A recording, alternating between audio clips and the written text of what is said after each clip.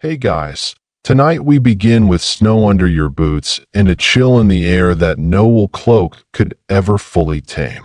You stand on the splintering deck of a narrow longboat, your hands still smelling faintly of fish and pitch.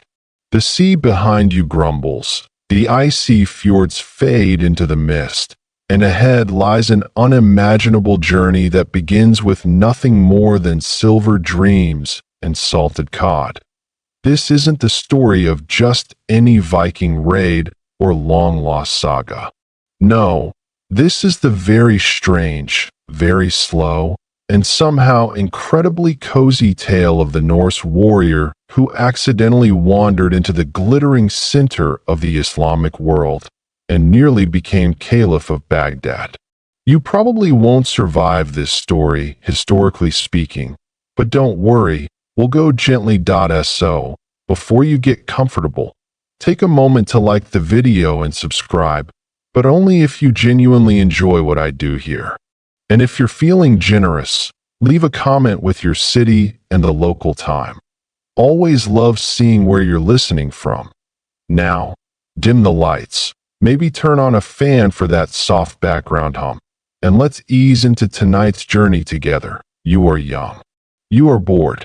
You have one good axe, a not-so-good cousin, and nothing but water ahead. Home is Western Scandinavia. Think high cliffs, low clouds, and villages that smell vaguely like boiled lamb. There's not much to do besides fish, bicker, and listen to old men tell stories about silver in the east. Your name is something long and Norse and filled with Bjorns and Ulfs, but let's just call you Einar for now. Your older brother has taken the good ship and the decent men. You get what's left, a leaky clinker-built longboat, 7 disreputable warriors, and a goat named Finn who won't stop chewing rope, but silver. The Volga, they say, is paved with it. And the people there, the Slavs, the Bulgars, even the Khazars, they'll pay handsomely for amber, fur, and the occasional poetic hostage. So off you go, down the fjord, past the rocky outcrops where seals blink up at your passing, and into the broad arms of the Baltic Sea. It's not all romantic rowing and heroic songs. You run out of dried fish somewhere near Gotland. 2 men get into a fight over a boiled turnip. A storm tosses you like a child's toy, and one crewman begins reciting his death poem early, only to be mocked when you land safely the next morning on a muddy beach. But the rivers welcome you. First the Neva, then the Folkhof, narrow, wooded, and lined with curious Slavic villages. The people here look at you sideways, but trade willingly. You offer a bear pelt. They hand over jars of honey, so thick you can stand your knife in them. You paddle on, buying dried mushrooms and stories. One tale sticks with you. An old man in a reed hat speaks of a city far to the south, a city made of domes and whispering scholars. Baghdad, he calls it. Baldak, says another. Beta, mutters someone else. Whatever the name, the meaning is clear: golden roofs, water channels, and fruit that drips sugar. It seems silly. You've just learned to say thank you in Old Church Slavonic. You've never even seen a camel.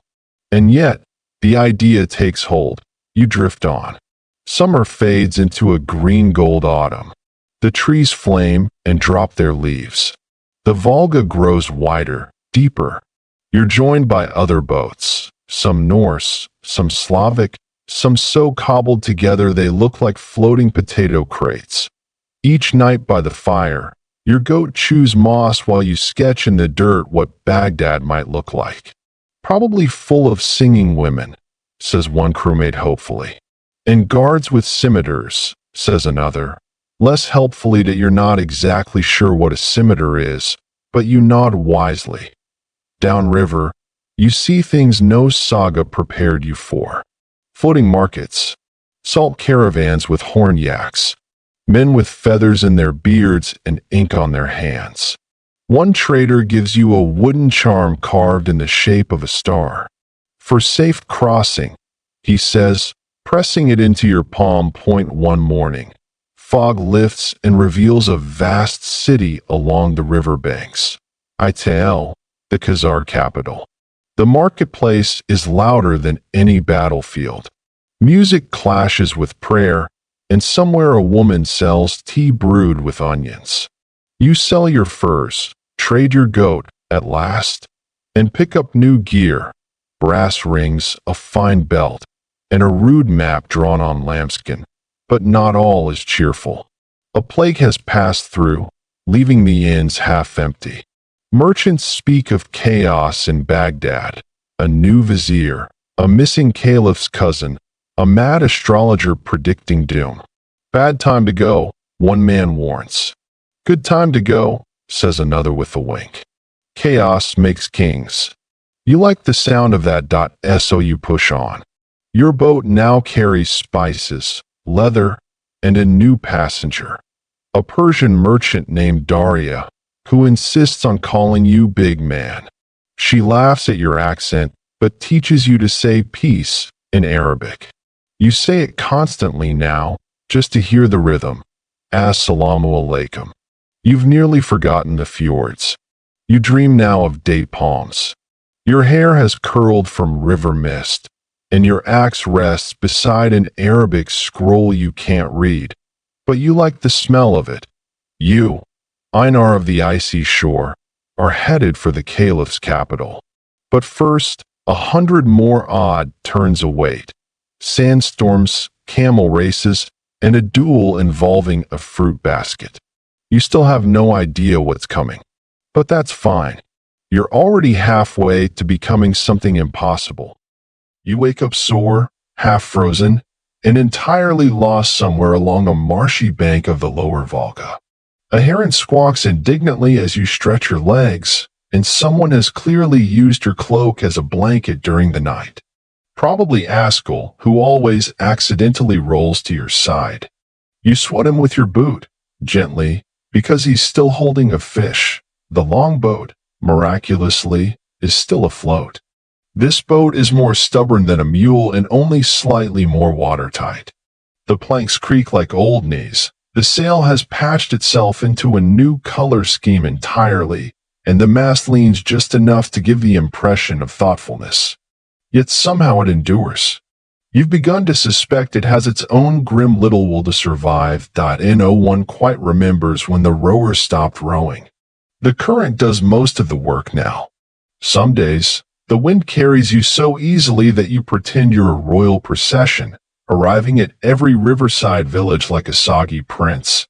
And you do arrive in villages, Slavic fishing camps, Khazar trading outposts. Even one ghost town where the only sound was the clink of wind chimes made from old spoons.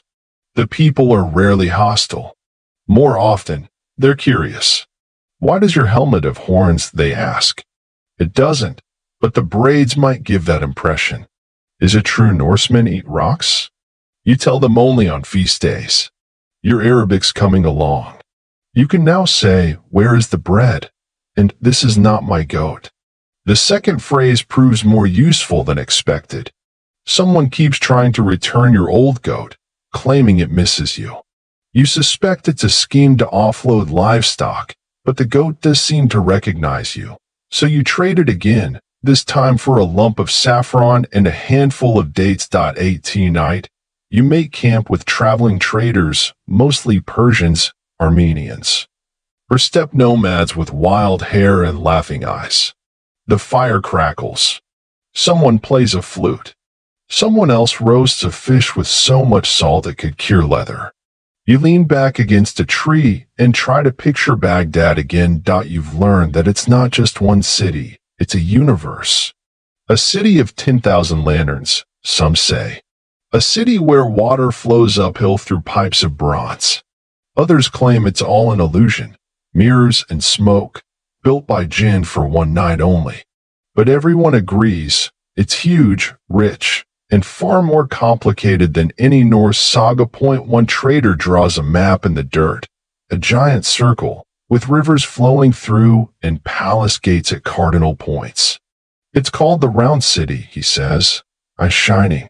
If you get in, you'll never leave. Another nods. Unless you're dragged out by the guards. A third mutters, or unless you accidentally marry the Caliph's cousin, like my uncle. Poor man's a camel herder now. You ask them how a foreigner might gain favor in Baghdad. They laugh. Learn to recite poetry, or carry something heavy. Either way, you'll be noticed. The next day's blur. The boat groans but keeps moving. You pass ruined towers on river cliffs, their bricks still warm in the sunset. You dodge toll posts manned by bored teenagers with spears. You hear rumors of pirates, Caspian raiders, but they never seem to appear. Perhaps even they fear a boat patched with sheep gut and divine stubbornness. A storm comes, sudden and theatrical. The sky goes violet. The wind screams. Everyone panics except the boat, which merely shrugs. Waves slap the hull, and rain pours in sideways, but somehow you make it to a sandbar before the mast snaps. The morning after, you repair it with driftwood, rope, and pure delusion. The sail looks worse than before, but it catches just enough wind to pretend it's proud.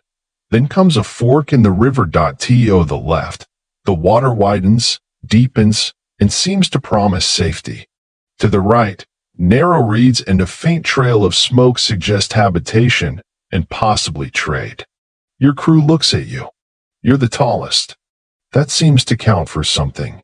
You choose right. It proves the better choice. You find a riverside camp of wandering traders and healers. One old woman sews a tear in your tunic using thread made from crushed beetles. You try not to ask too many questions. Another sells you a charm against sand spirits, which looks suspiciously like a walnut on a string. That night, around the fire, you hear a name again, Baghdad. But this time it comes with context. The Caliph's gone quiet, says a man with a wheezy voice and several missing fingers. His vizier speaks for him. Some say the vizier writes the stars now, not the astrologers. Others say the vizier's been replaced by a puppet made of bread. Adds a woman with too many earrings to count. You're not sure how much is real. But you catch a key detail. The vizier likes foreigners, especially ones who aren't afraid to wrestle. You flex your shoulders. You have, in fact, wrestled many things, including a goose. A very large one. So, the boat continues, patched yet proud. You're running low on supplies, but high on odd rumors and dirty jokes in 5 languages. One night, a man claims to have seen a Viking with red hair in the Caliph's court. Another swears there's a Norse cook in Basra who makes cinnamon fish stew. You take it all in, like warm smoke. Finally, the land begins to shift. The lush green gives way to dry gold. Palms replace pines. The air thickens with spice and dust. The river winds slower. You've reached the fringe of the desert, and beyond it lies the heart of the Abbasid Caliphate. You don't know it yet, but this next leg of the journey on land will involve smugglers, spies, a very judgmental parrot, and your first proper bath in 6 months. But for now, you rest. You sleep beside your stubborn longboat, under stars unfamiliar and kind. You're still Einar, son of icy waters. But something inside you has started to shift. You've begun to dream in Arabic. Morning sunlight creeps across the deck, and you're greeted by a smell that's half river mud, half human funk, with a twist of roasted dates from a distant campfire.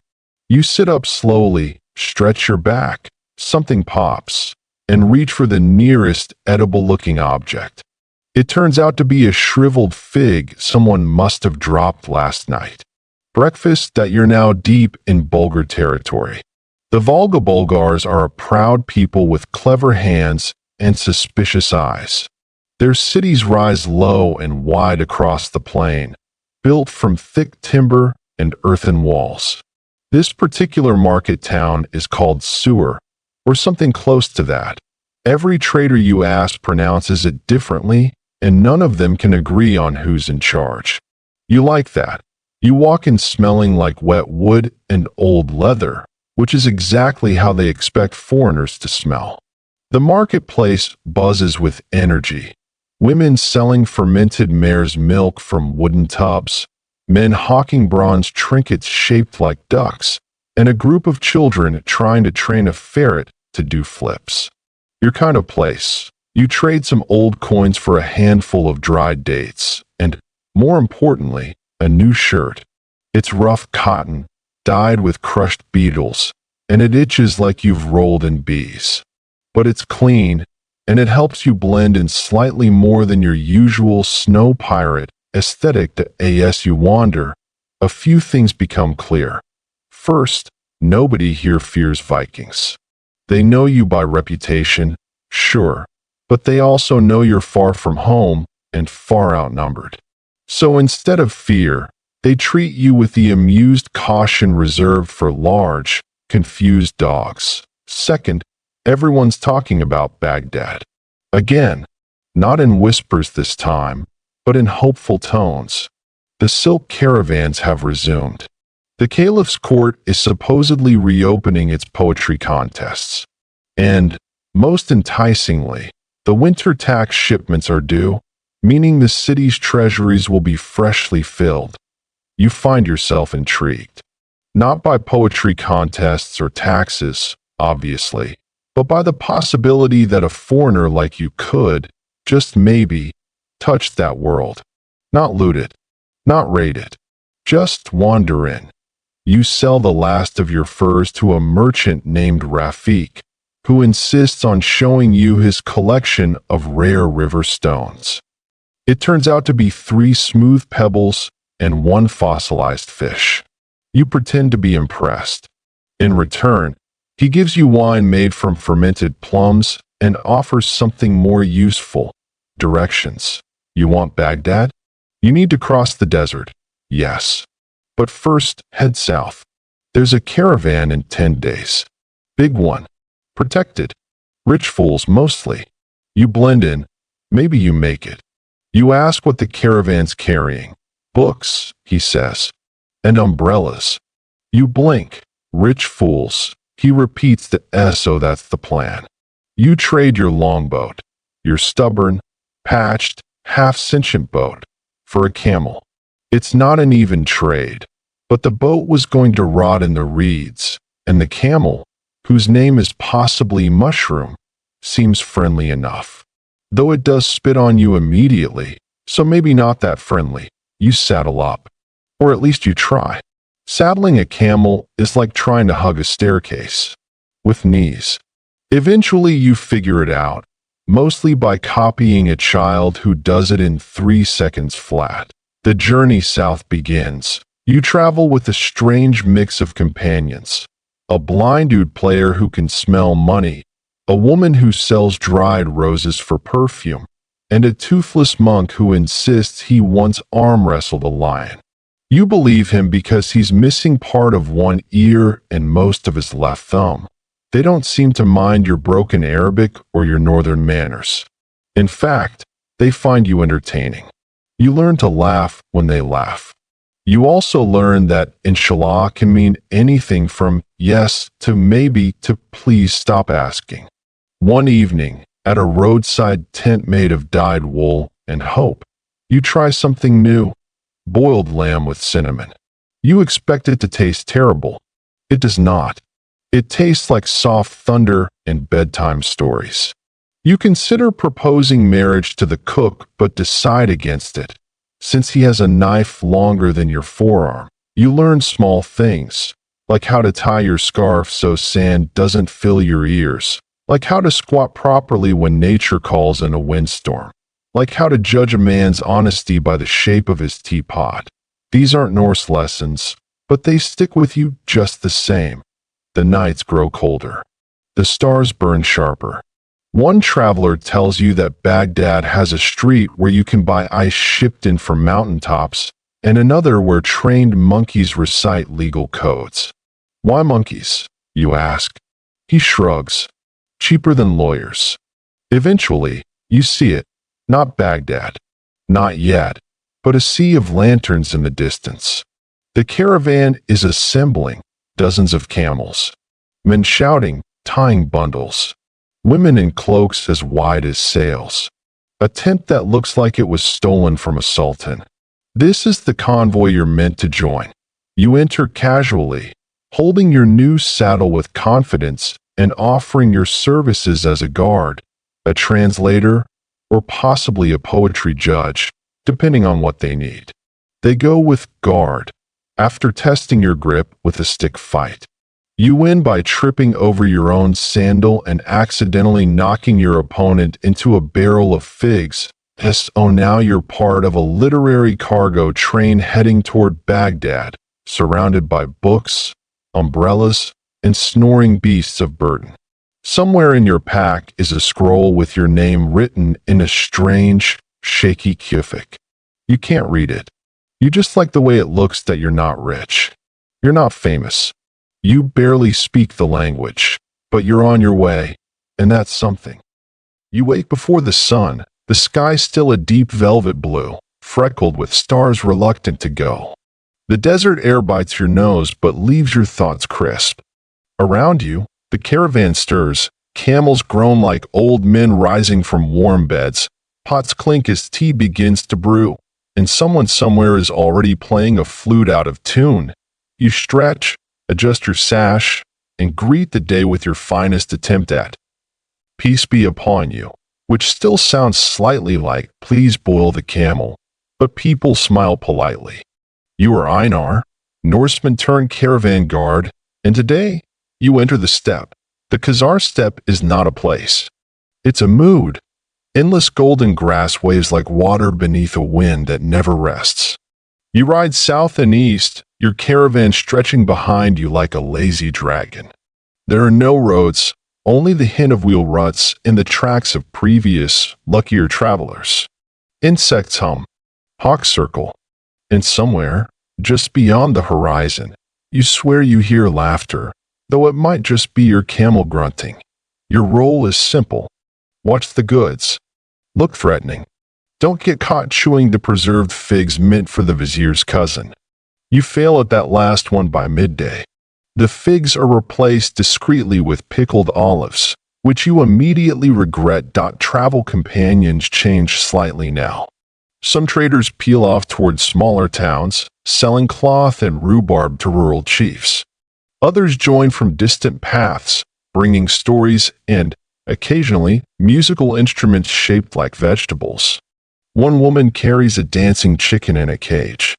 She says it brings luck. The chicken disagrees, loudly, every night. You are beginning to grasp the rhythm of caravan life. Walk in the morning. Sleep under shade at noon. Resume in the golden hours. Eat quickly. Never sit with your back to the wind. And always, always tie your shoes before sleeping, or the sand spirits will fill them with beetles. The Khazars, who dominate this region, are unlike any people you've met. Their leaders wear silks embroidered with wolves, but many live in tents made of felt and bone. They are fierce but friendly, and their language sounds like drums played backward. You make a few Khazar friends, mostly due to your height and your willingness to try fermented horse milk without flinching. One man, Bakar, decides you're his brother from Sky Mother. You're not sure what that means, but he teaches you how to wrestle without using your thumbs and insists you take part in a steppe pastime called rock throwing at strangers. It's less violent than it sounds. Unless someone throws well. That evening, the caravan halts near a river that slithers through the grass like a lazy serpent. Fires spring up. Stew simmers. Laughter thickens. You sit beside Bakar, sipping tea brewed so strong your teeth vibrate. He leans in. You seek Baghdad, he says. You nod. He taps his forehead. Baghdad is Dream City. People go in one person, come out another. You consider this. You already feel changed. You, who once measured days by tides and codfish, now track time by sand, sun, and goat behavior. Bakar adds, my cousin met a man. Viking like you. Very tall. He guarded the library. Ate too many dates. Went mad. You raise an eyebrow. He tried to marry a scholar's daughter by reciting camel poetry. You blink. Did not work. Bakar finishes, sipping serenely. You laugh. Then stop. Because deep down, you wonder, is that your future? The next days pass in a shimmering haze of dust and stories. You ride past ruins half swallowed by earth, pillars that once held up temples, now home to nesting birds. Children race the caravan on donkeys. Traders recite half-remembered verses. And the sky, always, yawns wide above you. Then comes trouble, not bandits. Not storms. Worse, bureaucrats. At crossroads marked only by a dead tree and a suspiciously well-fed goat. A group of tax collectors appears, mounted, veiled, and very interested in what your caravan is carrying. Declarations, one demands. Stamps. Customs clearance. The caravan master, a patient man named Haroon, offers a pouch of dates. They're inspected, sniffed, and rejected. You are called forward because you look authoritative. This is a mistake. You are handed a scroll and told to explain this, which you cannot read. You squint. Flip it upside down. Pretend to think. Then you smile and say, this scroll says, in the name of the Caliph, we are humble travelers bearing tribute of knowledge and shade. They stare. Someone coughs. The leader frowns. That actually sounds right. You are waved through. The caravan cheers. A chicken dances. You are rewarded with preserved lemon and the honor of naming the next camel calf born. You choose beard. Because why not? Eventually, the flatness begins to wrinkle. Hills rise. The grass thins.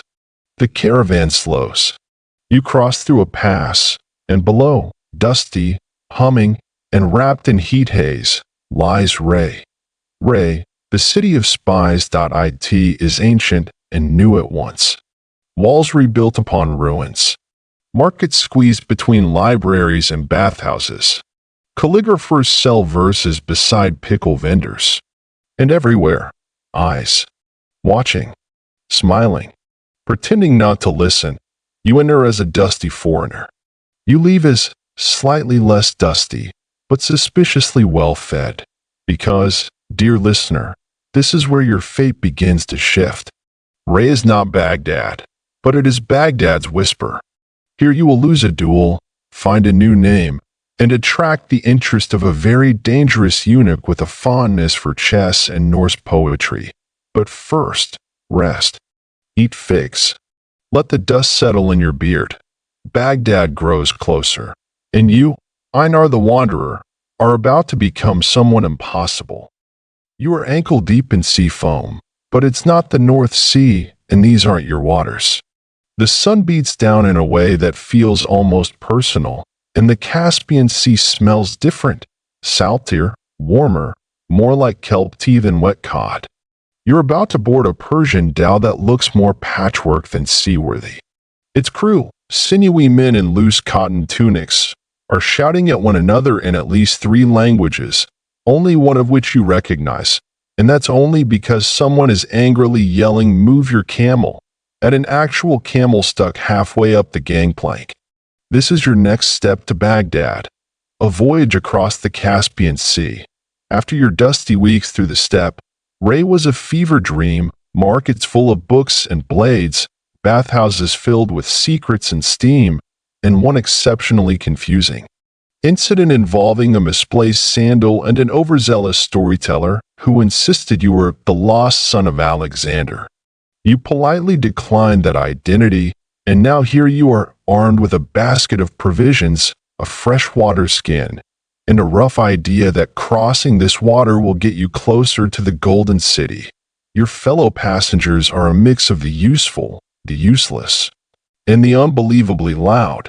There's a family transporting jars of pickled garlic, a philosophical monk who insists you call him captain, despite clearly having no nautical knowledge, and a trio of smugglers who keep trying to trade you dubious dried fruit in exchange for your boots.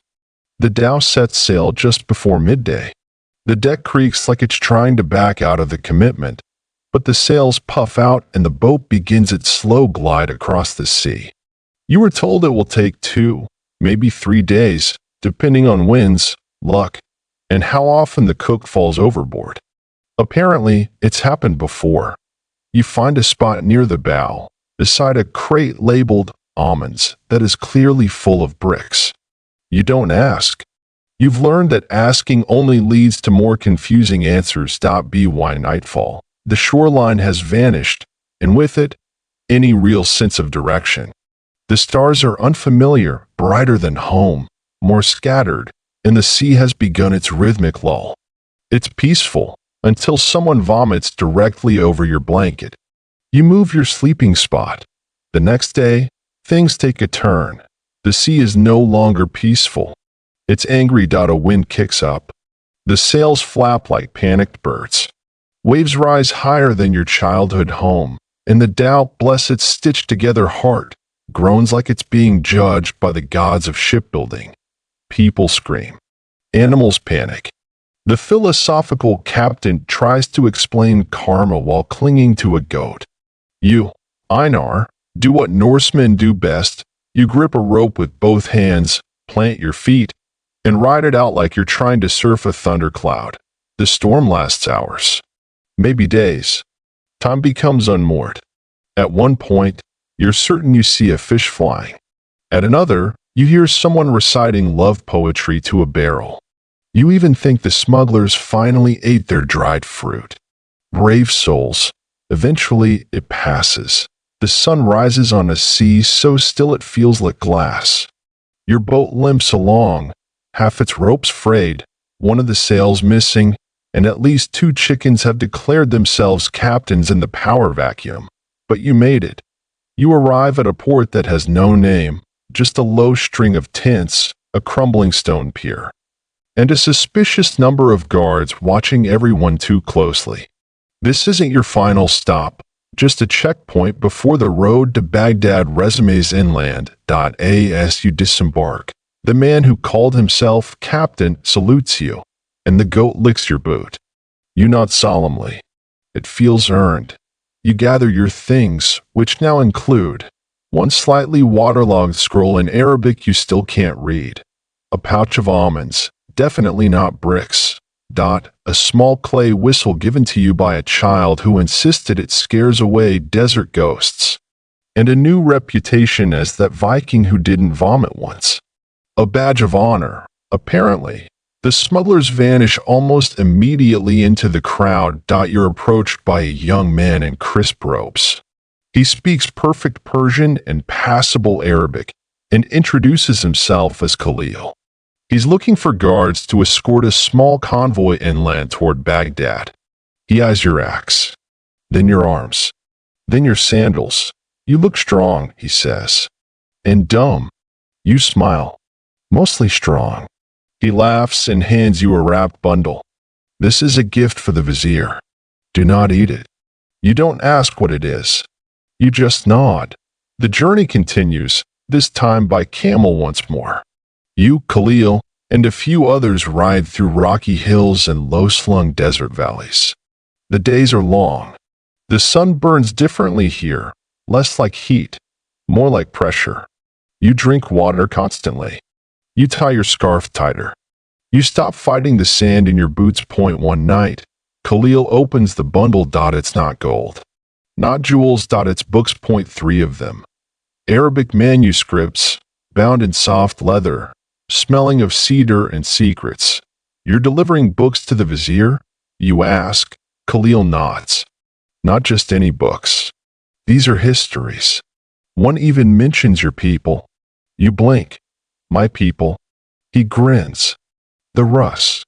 The northern ones with long boats and strange gods. The Abbasids are curious. You are fashionable for now. You nod slowly, chewing dried dates. This changes something. You are no longer just passing through history. You are part of it. Maybe even footnoted. As Baghdad looms closer, still days away. You begin to imagine what it means to walk through its gates. A Norseman, a desert-dusted, sea-weary, half-literate guard with a gift-wrapped scroll and stories of vomiting goats and dancing chickens. You don't know it yet, but within weeks, you'll be wandering its palace corridors, guarding a library, losing a duel in a bathhouse, and getting scolded by a parrot with better manners than most nobles. But for now, you ride. The books are safe. The wind is kind. And the road, at last, bends toward Baghdad. The road to Baghdad narrows, then widens again, curling like a ribbon dropped by a god. Around you, the desert softens, less wild sand, more cultivated land. Irrigation ditches shimmer in the sun. Palms begin to dot the landscape, throwing hunched shadows across the earth like sleeping giants. You can smell new things in the air now: mint, olive oil, livestock, cumin. Khalil calls it the outer breath of Baghdad, the first faint exhale of the city's enormous lungs. You can't see the round city yet, but you can feel it. The sky grows more crowded with birds. The road is lined with pilgrims, traders, poets, and petty thieves trying very hard not to look like petty thieves. It buzzes with human intent. You've been warned already. Baghdad is no ordinary capital. It is not just a city, it is a living library, a bazaar of ideas, a melting pot that actually melted some people if they annoyed the wrong vizier. It is also, as Khalil explains, absolutely teeming with spies. This becomes obvious the moment you cross into Ray's southern cousin, a smaller town acting as a gateway to the Caliphate proper. You expect an inspection. You get a full interrogation. 2 robed men approach, each holding a reed pen and a kind of clipboard that looks like it once insulted a calligrapher and was punished accordingly. They ask for your name, your origin, your profession, your intent, and whether you're carrying any poetry. You hesitate at that last one. Poetry? Is that a crime? They clarify, only bad poetry is a crime. You reply that you once rhymed fjord with sword. They nod solemnly and wave you through. You finally approach Baghdad from the north, and it hits you like thunder in slow motion. The walls rise tall and curved, built of mud brick and authority. Gates open like jaws, rimmed with bronze.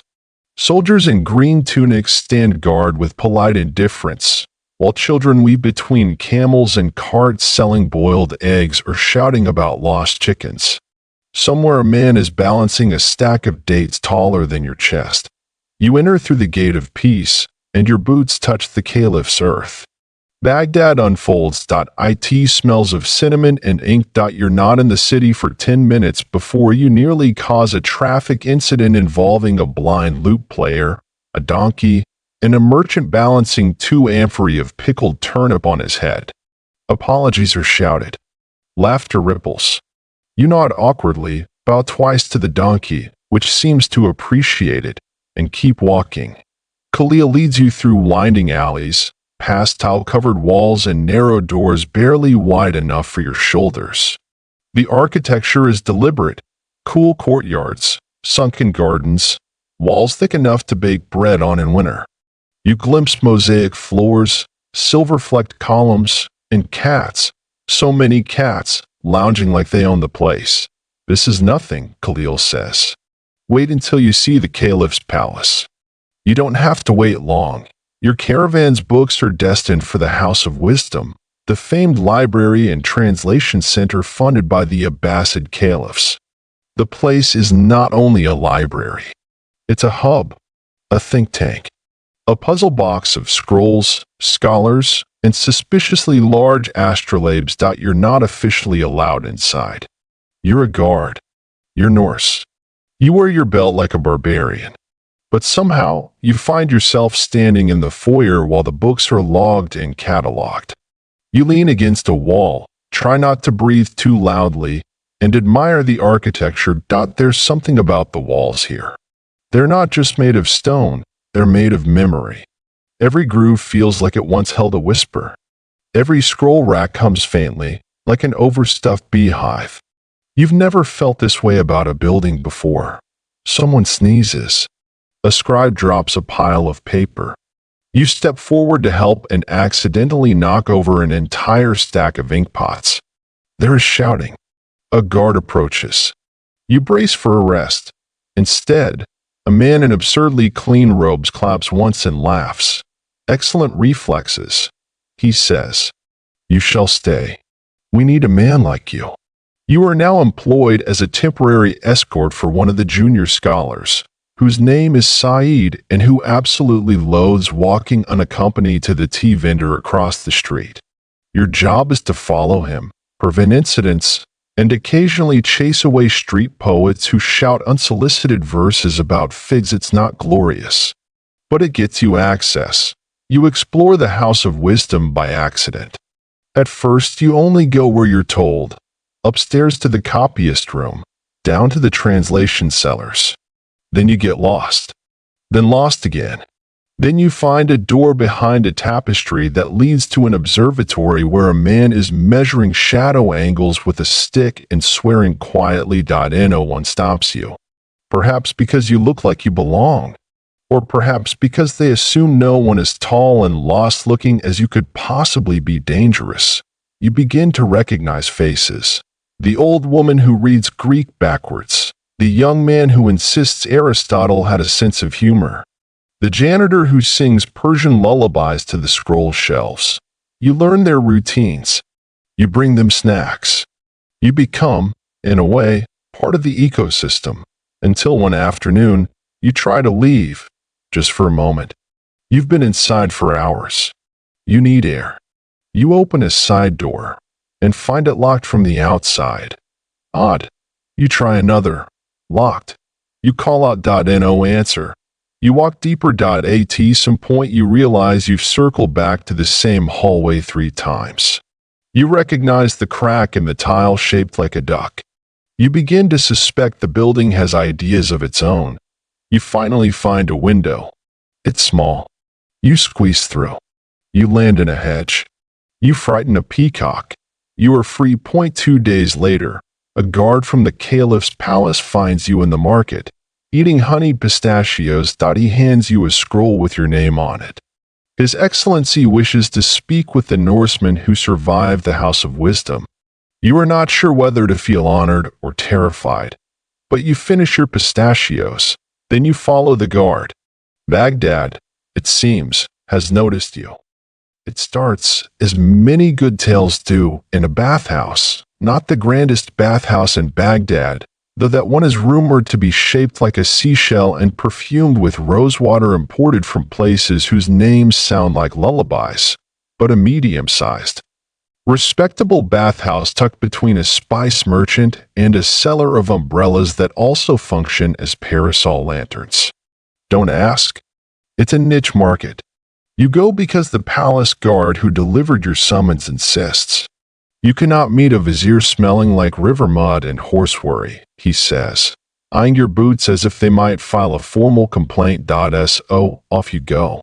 Wrapped in linen, led through a courtyard filled with lemon trees, and into the steamy heart of a place unlike anything you've ever experienced. The air inside is thick with heat, the kind that pries open your joints and melts old injuries. Light filters through slatted vents above, turning the steam into golden fog. You are immediately handed a small bowl of something fragrant, which turns out to be olive soap, and a sort of loofah that resembles a weaponized hedgehog. You've bathed before, of course. In cold rivers. In snowmelt. Once in a barrel of rainwater someone forgot to move from the porch. But this is sorcery. A large man named Hassan, who introduces himself as a muscle practitioner, which is Baghdad speak for professional scrubber, begins to work on your back like he's trying to sand down a barn door. You wince. He humps. Other bathers lie around on warm stone benches, murmuring about court politics, poetry trends, and which street baklava vendor has the audacity to raise prices before Ramadan.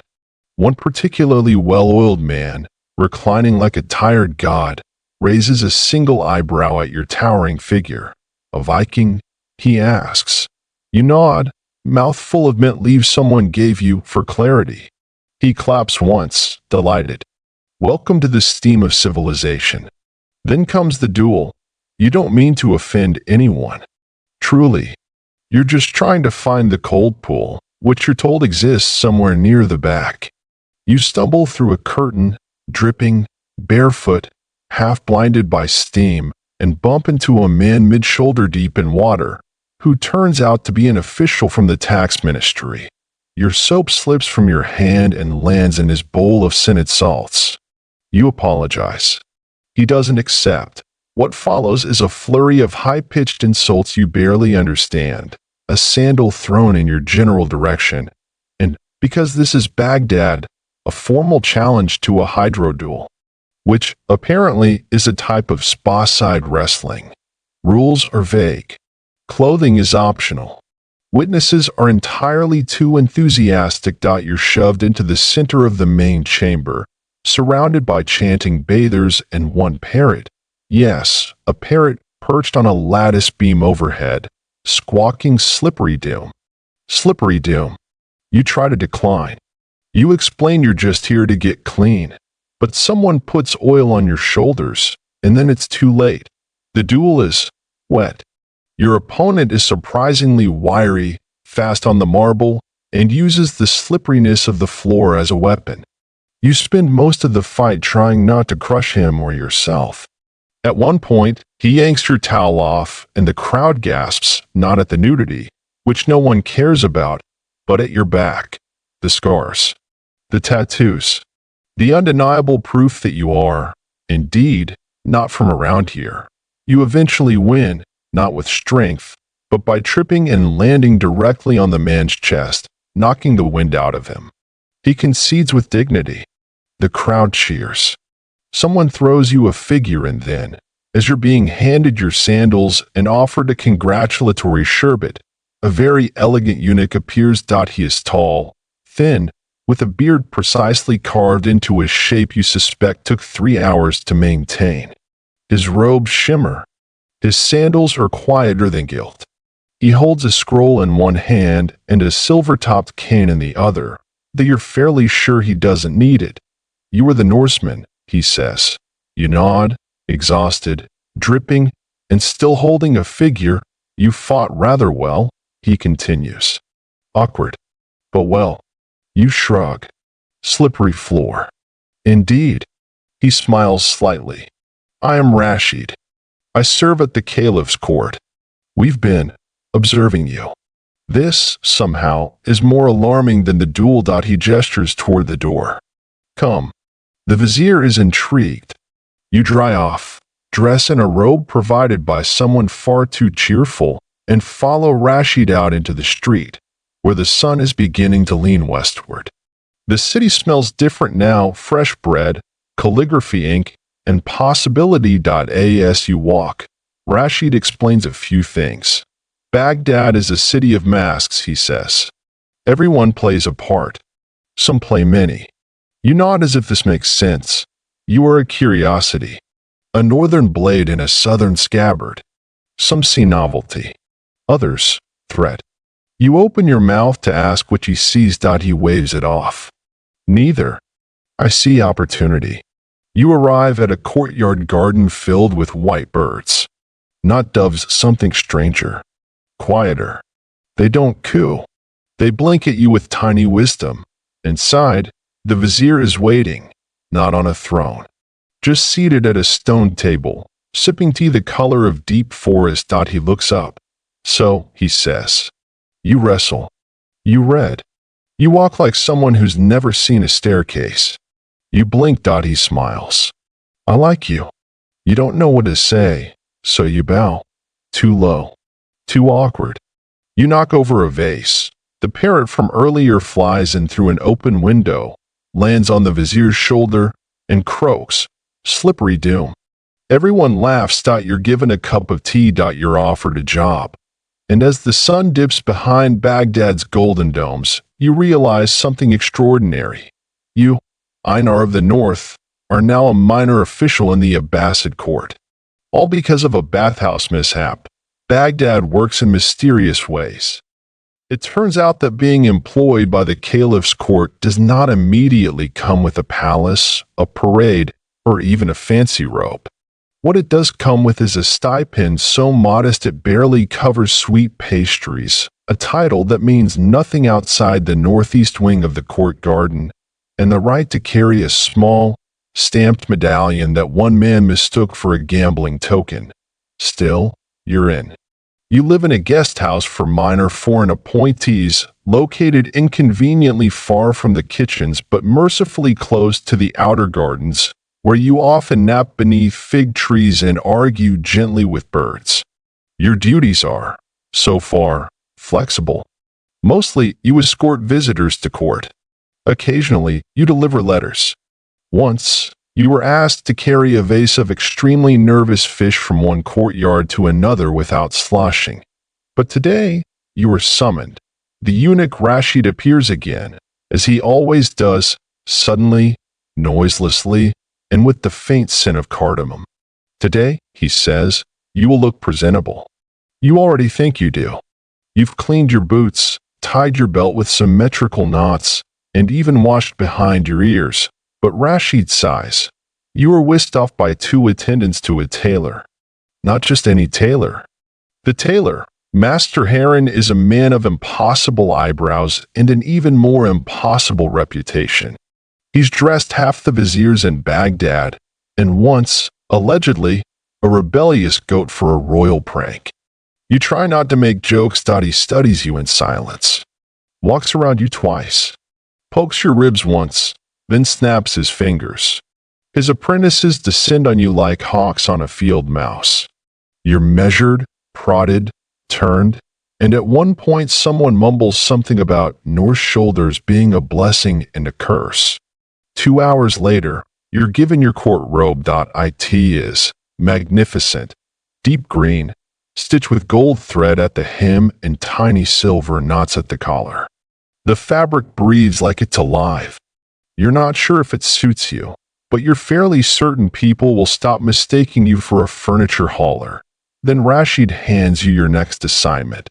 You will accompany the ambassador from Balkh, he says, sipping tea from a cup too small for his fingers. He has a tendency to speak only in proverbs. Your job is to smile and not speak. You nod, then you speak. Understood. Rashid raises one elegant eyebrow. The ambassador is exactly as strange as advertised. A tall man with eyes like boiling tea and a beard so long it needs its own assistant. He greets you by pointing at a turtle. When the wise man waits, he says, the turtle brings the mountain. You smile. He nods. You spend the next 3 hours in the grand courtroom, where tiled mosaics form constellations beneath your feet and the scent of myrrh never quite fades. Courtiers buzz around like bees stuffed into silken ropes.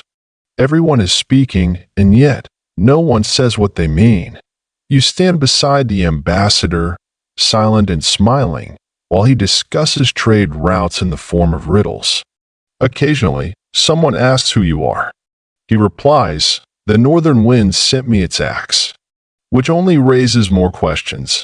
Later, you're led into the palace kitchens. Not to work, though you're prepared for anything, but because the ambassador insists on showing you the spirit of the empire. Apparently, it is located in a soup pot. You are fed things you can't pronounce: spiced lentils, boiled quail eggs, pickled lemon paste on thin flatbread. One dish involves something gelatinous and pink. You don't ask. It tastes like a good mood. You begin to notice something odd. The servants recognize you, not fearfully, not mockingly, but with that subtle shift in posture that says, oh yes, we've heard of you. It's the bathhouse, of course, and the library incident, and perhaps the parrot who, you learn, now recites your name during mealtimes. Einar. Slippery doom. Your fame, it seems, is sticky. That evening, Rashid joins you under a canopy of orange blossoms. You are being watched, he says, folding his long fingers. You nod. Because of the robe? He snorts. Because you're interesting. And Baghdad adores interesting things. Briefly, intensely. He then warns you, don't grow comfortable. You are not a citizen. You are a story. This hits differently. You've heard the term court favorite whispered before. It means temporary, unpredictable, and frequently exiled. Or worse, promoted. You decide to keep a low profile, which immediately fails. You are summoned again the next morning, this time by a scholar named Zuhair, who needs an escort to the House of Wisdom. You know it well, Rashid explains, sipping ginger tea. And the guards think you live there. You walk with Zuhair through the bustling morning alleys, where saffron is being ground, letters shouted across rooftops, and camels pass with the slow dignity of underpaid nobility. At the House of Wisdom, Zuhair disappears into a translation room. And you linger outside, nodding to familiar faces. Then someone calls your name. It's Saeed, your former scholar client, waving a scroll. We found something, he says breathlessly. Turns out, we is a group of researchers translating fragments from a Scandinavian source, one written in runic, about early northern trade with the Islamic world. Your name, or something close to it, is scrawled in the margin. It's not you, of course. It's someone from 100 years ago. Maybe a myth. Maybe a real trader who once sold walrus tusks for spices. But for the rest of the day, you are referred to as Einar the Echo. It becomes a nickname. And Baghdad, which loves nicknames the way bakers love honey, adopts it eagerly. In the palace gardens, a scribe nods and whispers, that's the Echo. At a fish market, a boy offers you the Einar discount, which turns out to be no discount at all, just a very enthusiastic handshake. You are becoming something larger than yourself. A foreigner woven into Baghdad's strange tapestry. You, who came looking for silver, now wear silk.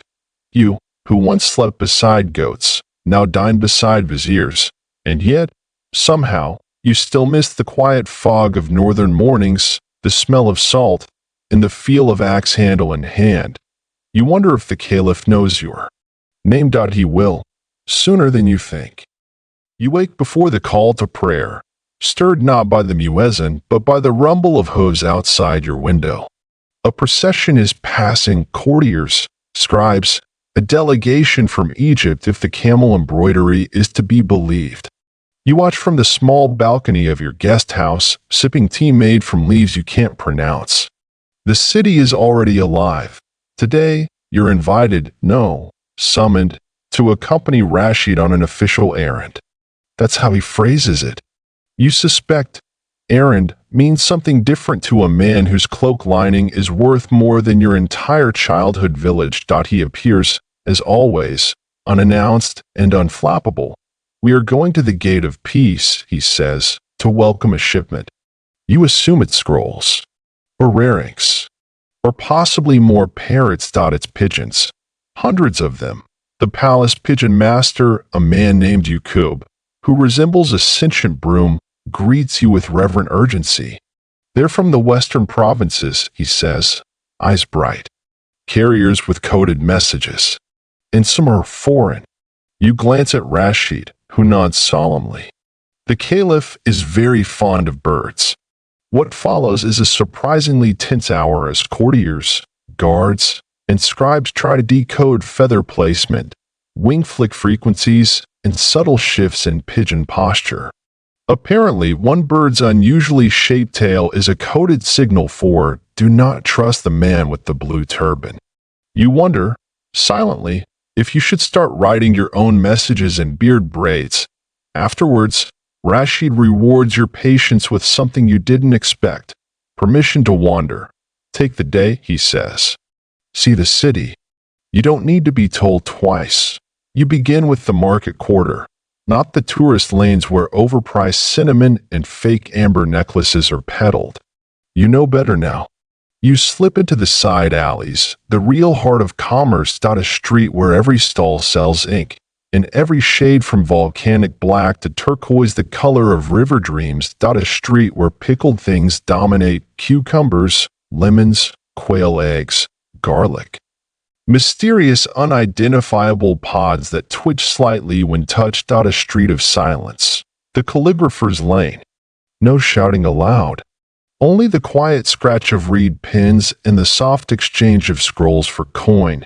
And finally, the pigeon bazaar, where you find a boy offering to trade a one-eyed dove for a secret from your homeland. You offer him a joke about frostbite, and he accepts it solemnly. As you continue, something changes. You're not just a curious foreigner anymore. You're greeted. A nod from the baker.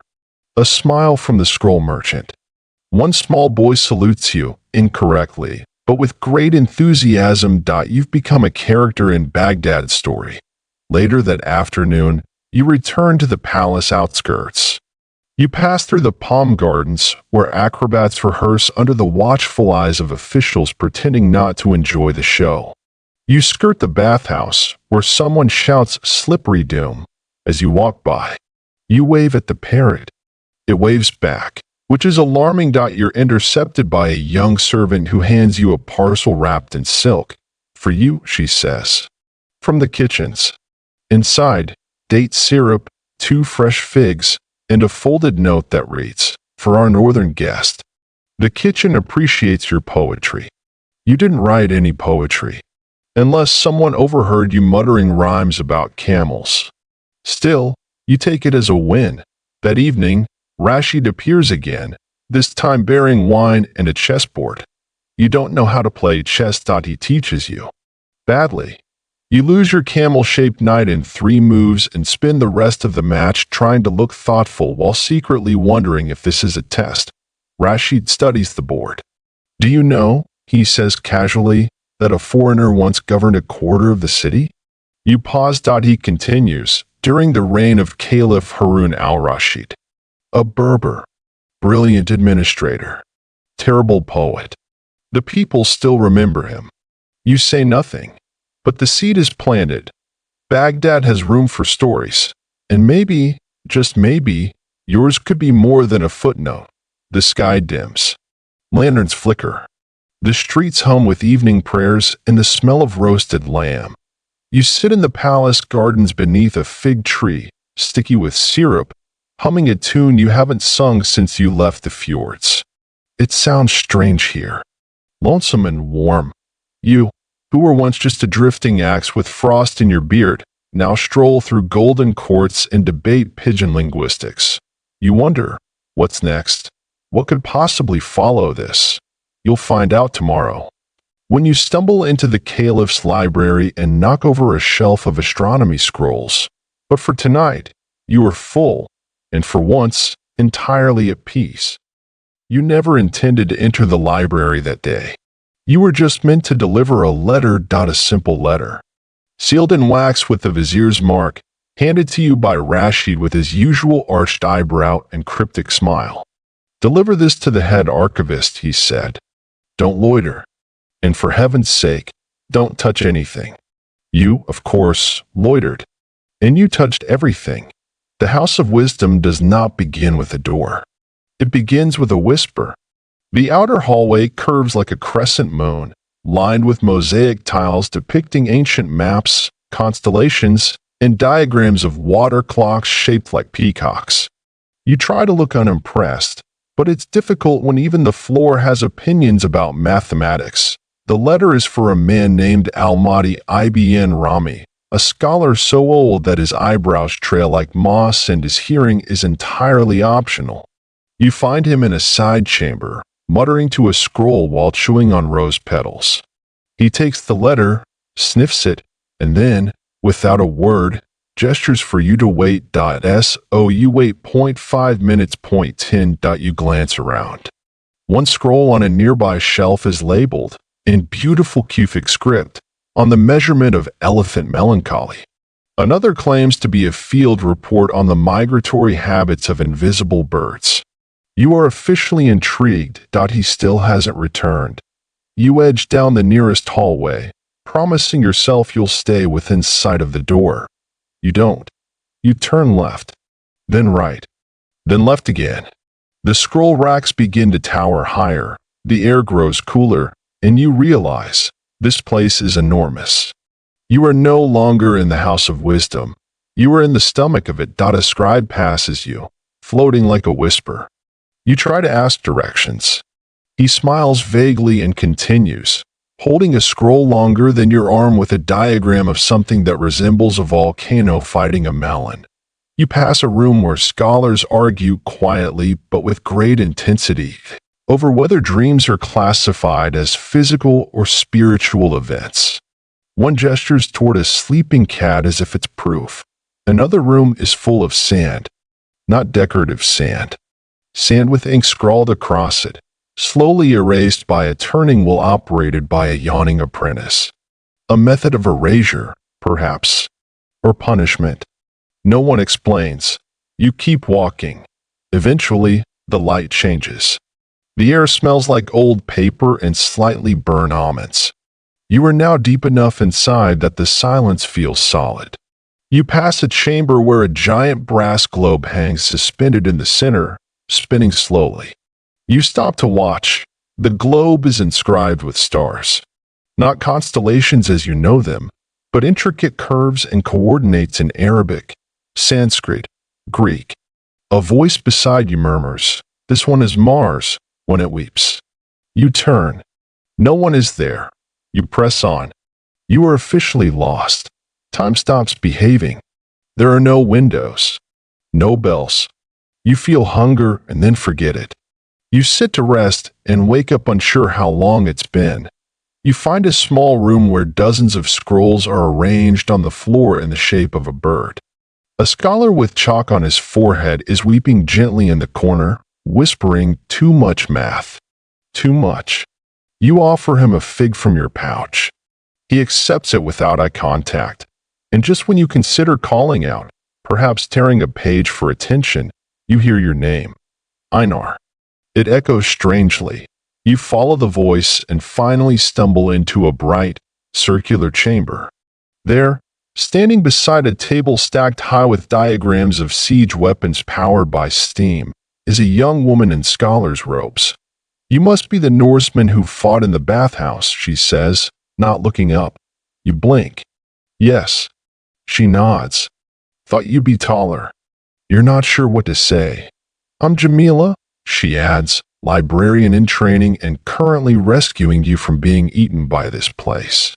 She leads you back, through shortcuts that resemble broom closets, down a ramp you didn't see before, under an arch that whispers when you pass. Finally, you burst into daylight. The sun is painful. The courtyard smells of jasmine. Jamila shields her eyes. "You lasted longer than most," she says. "There's a theory among some of us that the library adjusts itself based on the reader." Adjusts. Some say it's metaphor. Others think it's architecture guided by purpose. Historians still argue whether the original blueprint was ever finished. You look back. The building just waits, like a patient beast. You ask if you can come back. Jamila tilts her head. "You're already inside, Einar. Some part of you didn't leave." She hands you a small notebook. "Blank, for notes," she says. "Or maps. Or poems about camel wrestling. Whatever you like." You tuck it into your belt. Later that evening, Rashid asks how your errand went. You tell him it was educational. He smirks. "You didn't touch anything, I hope?" You consider lying. Then nod. "Nothing important." The parrot, from somewhere nearby, screeches. "Lost again. Lost again." You sip your tea. You are now, officially, someone the library recognizes, and it may not let you go. You don't get summoned by the eunuch general. You get selected. It starts with a rumor, a soft hum moving through the court like steam from a bathhouse tile. "The general is collecting foreigners again," someone whispers. "He's assembling his new retinue." Another voice adds, "One of them's a Greek who can whistle in 6 keys. Another eats paper for religious reasons." You laugh at first. You're used to being background furniture by now, odd-shaped, somewhat useful, slightly creaky when moved. But then Rashid appears, more perfumed than usual, and simply says, "You'll wear the good robe." The good robe is red silk, heavier than it looks, and makes you feel like a gift someone regrets buying. You're led through the rose-tiled corridors of the upper palace, past guards who give you the kind of sideways glance usually reserved for wild dogs or untested ointments. Then, through a carved door flanked by twin brass peacocks, you meet him. General Safwan al-Bari is not tall, but he carries his height like a drawn sword. He wears no armor, only layered robes and a ring the size of a walnut on his index finger. His voice is soft. His gaze is not that he looks at you for a long time before speaking. Finally, he says, "You stand like someone who's never waited for permission. You're not sure if it's praise. You nod, carefully. I like that," he adds. "Also, your beard is ridiculous." "Sit." You sit. What follows is not a conversation, but a careful examination of your usefulness. Safwan asks questions. You answer. "Can you ride?" "Yes." "Can you kill a man?" "Yes." "Can you recite verse?" "Not in Arabic." "Good. Too many poets in this city." He claps twice. A servant appears with a tray of pomegranate seeds and 2 tiny glasses of something that smells like burned honey. "I have a use for you," Safwan says, "but not in the palace." "Not yet." You're given a set of clothes, formal court attire, stitched subtly with the general's sigil, a stylized eye, and then, curiously, a bundle of small silver pins shaped like animals, lions, goats, one that's unmistakably a duck. For communication, the servant explains. Wear one when summoned. Your first task is dinner, not eating it. Attending it at a private affair at the general's residence, filled with judges, poets, military advisors, and one man who claims to be able to speak with scorpions. You're seated near the end of the table, beside a bowl of pistachios and across from a man who introduces himself as Adnan, reader of dreams, currently out of work. The general watches everything. You can feel it. His gaze is like sunlight on a black robe, unforgiving, hot, revealing that at some point in the meal, a silver tray is brought out on it. 3 pieces of paper. One contains a letter in Greek. One contains a list of names. One is blank. The general gestures to the guests. Pick one, he says. Speak on it. Each person takes a turn. The Greek scholar analyzes the letter. The vizier's cousin comments on the names. The dream reader stares at the blank page and declares, "This is the future, still unwritten, yet inevitable." Everyone applauds. You, being last, are expected to say something clever. You glance at all 3, then point at the blank page and say, "That's where I sign my new pay contract." The room erupts in laughter. The general smiles. You are in what? Exactly. Remains unclear. The following week, you're assigned a tutor, Ahmad, a former soldier turned etiquette master, who smells faintly of vinegar and regret.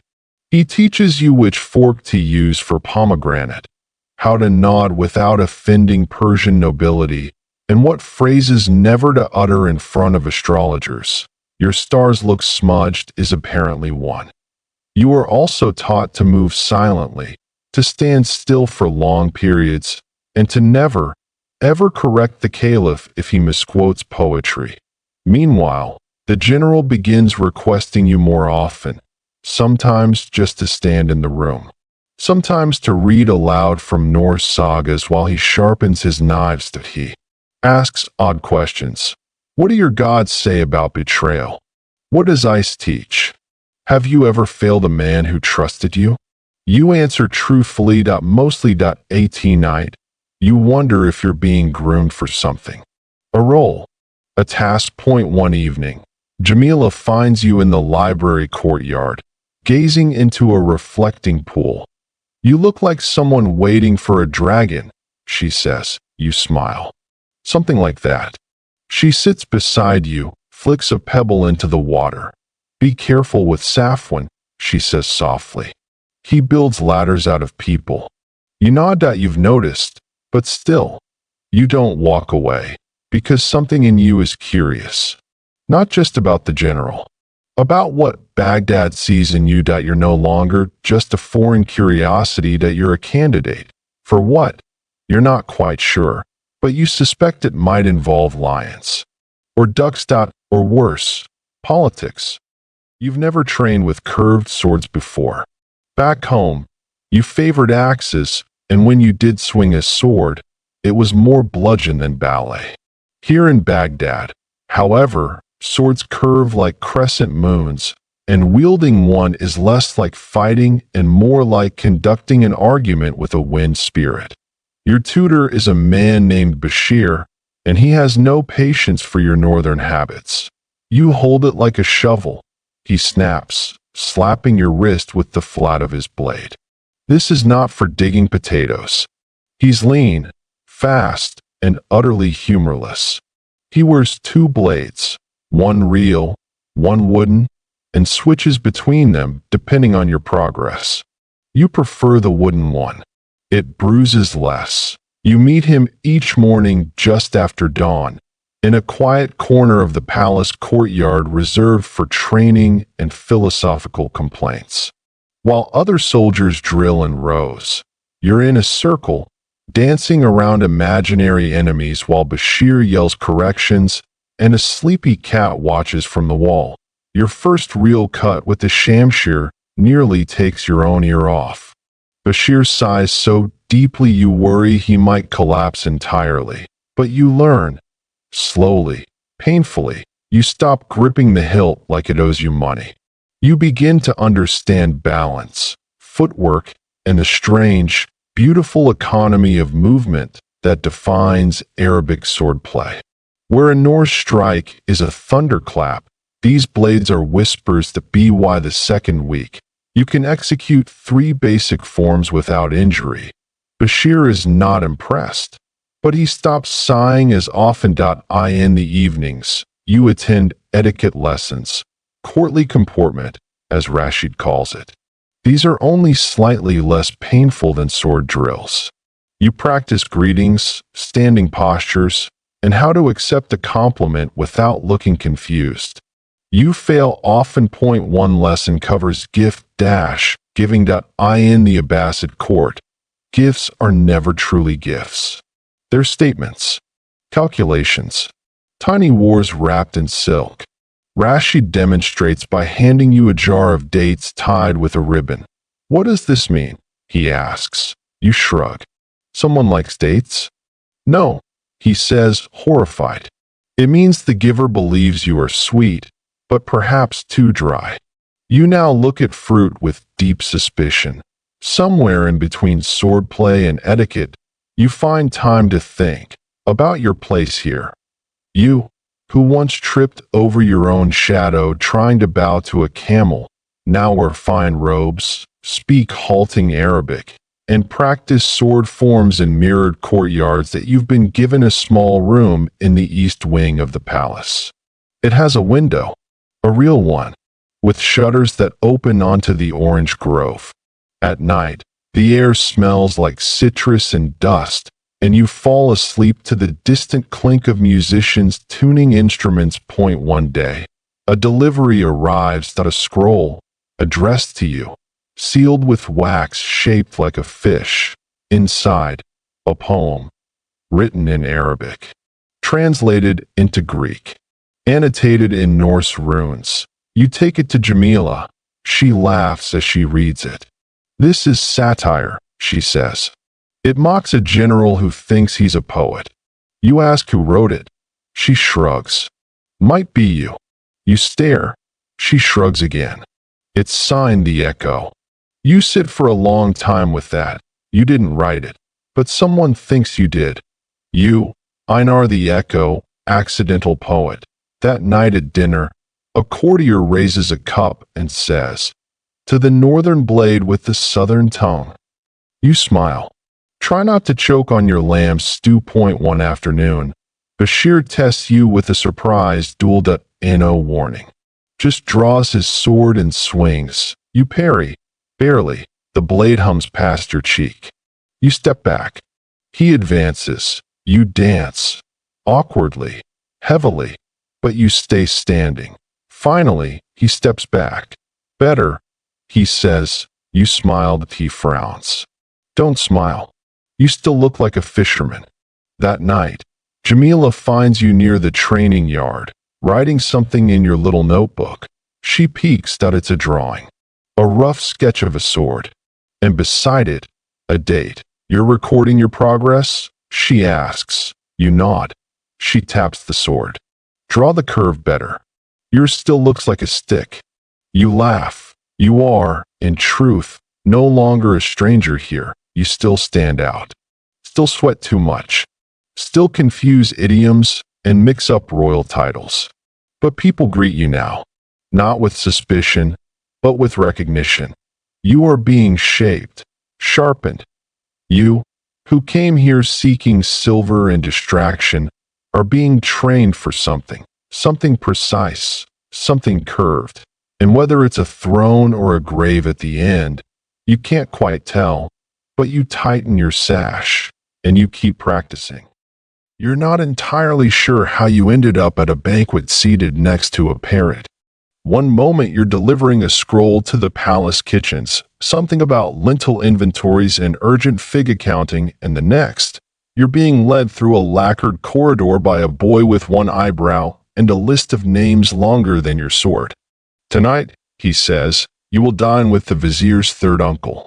Apparently, the vizier's third uncle is fond of foreign guests and parrots.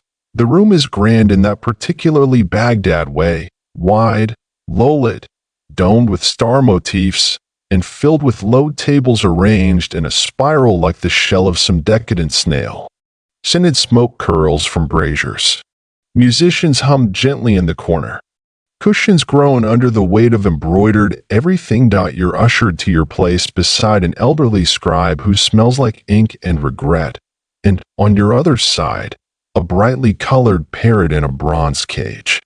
The parrot turns its head as you sit, blinks one intelligent eye, and immediately says, "Too tall for this couch." You blink. The scribe chuckles. He's not wrong.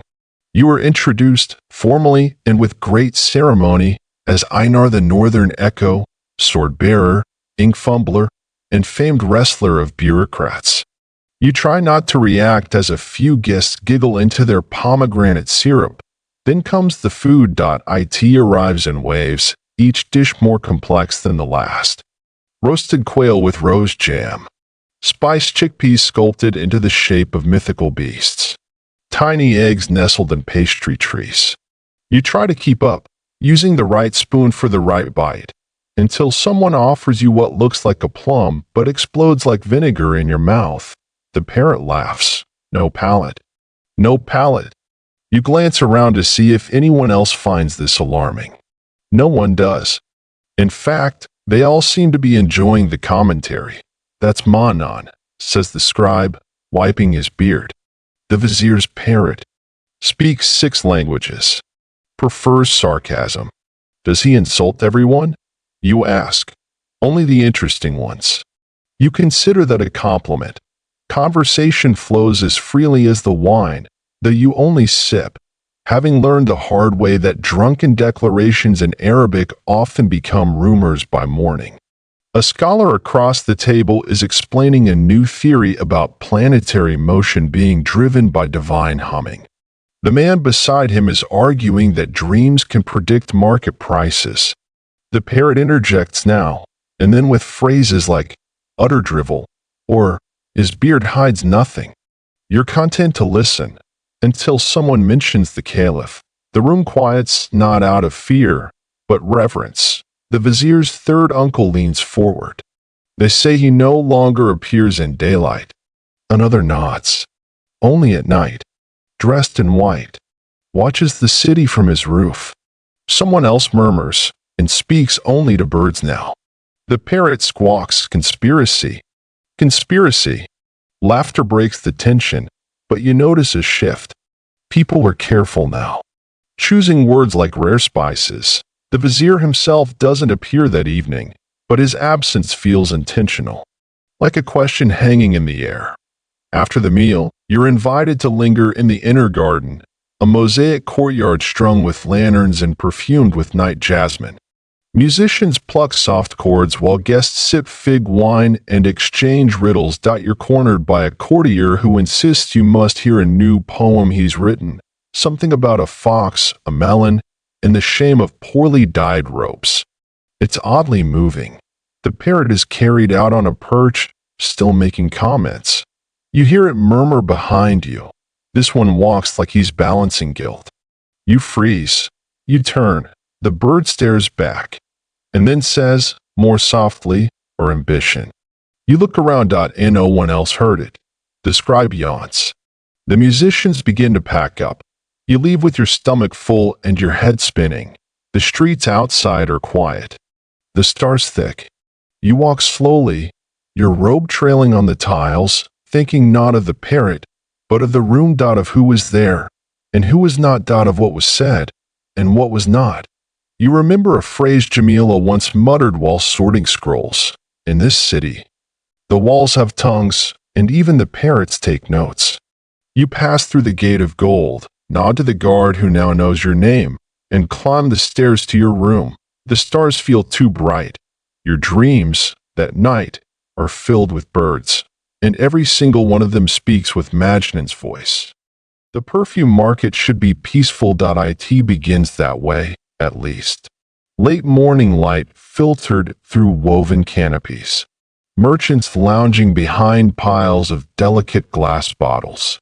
The air thick with cardamom, rose, musk, and something faintly medicinal that reminds you of the beard oil Bashir, whereas when he's feeling unusually philosophical, you're here on what was supposed to be a quiet errand, delivering a sealed note to a spice vendor whose real business, according to Rashid, involves reputation laundering for minor nobles.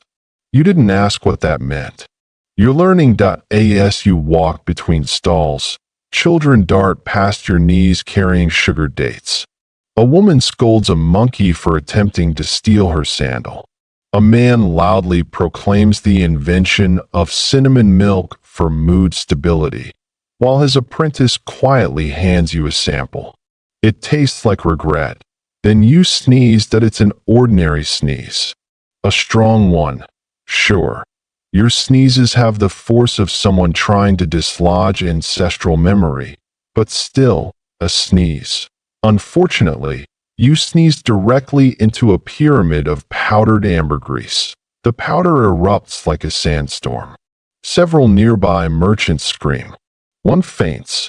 A man drops a bottle, which shatters, releasing something that smells like fermented lilies and battle trauma. The crowd surges. You try to apologize, but you're now part of a chain reaction. A donkey rears, knocking over a table of jasmine oil. A perfume enthusiast slips, arms flailing, into a vat of lavender concentrate. Someone throws a cloth, misses, and hits a passing city guard in the face. Within 60 seconds, the perfume market has devolved into something between a ballet and a public catastrophe. A man shouts. It's a plot. Another bellows. The Norseman is unleashing scents.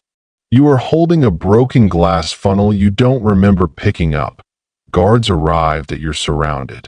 Then someone, a woman in green robes, steps forward and says, "He was defending the honor of my booth." You nod gratefully. You have no idea which booth was hers. Promote him. She adds that you're escorted to the precinct office in a cart usually reserved for stolen oranges. 2 guards sit beside you, sneezing uncontrollably. One asks for a napkin. The other mutters something about rose-scented betrayal. That you're brought before a city official wearing a turban that could shelter a small family. He listens to the guards, then to you. then sneezes, and then laughs. Aromatic chaos, he says. Happens every season. But this is the first time it's caused by a sneeze. He hands you a scroll. By order of the market magistrate, he intones, you are hereby fined 3 silver dinars for disturbing fragrant commerce. However, due to the entertainment value provided, you are simultaneously awarded 3 silver dinars as a public jester in crisis conditions. These cancel out. You blink. Also, he adds, the Caliph's court sends a note. You take the second scroll that it's from Rashid.it reads, next time, sneeze in a less flammable direction. Report to the gardens at sundown. The vizier is amused. Later, you walk the edge of the Tigris, trying to wash the remaining cinnamon lily resin scent from your hands. You realize people recognize you now, not just in the palace, but in the city. A child waves. A man selling tea calls out, keep your nostrils humble. Back at the palace, you find yourself invited, unofficially, into the minor court lounge. A small tiled room where bureaucrats go to unwind, gossip, and drink something called blue water, which turns out to be spiced vinegar. You're the perfume warrior, someone says. You try to deny it that a eunuch with a fondness for gossip waves you over. Historians still argue, he says, whether your sneeze was accidental or symbolic. What would it be symbolic of? You asked. He sips his blue water. Rebellion, or cleansing, or a secret coded message to the vizier's parrot. You stare at him. He shrugs.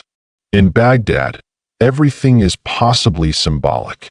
Later that night, Rashid greets you with a bowl of sugared almonds and says, the vizier has decided you should accompany him on tomorrow's river inspection. Of what? Canoes, he says, entirely serious. And irrigation loyalty. You nod. You now understand. Baghdad rewards mischief with responsibility. They ask you prepare for bed. Your robes still faintly scented with orange blossom and shame. You write a note in your little leather notebook. Avoid scented markets during allergy season. You drift off to sleep with the distant hum of flute music outside your window.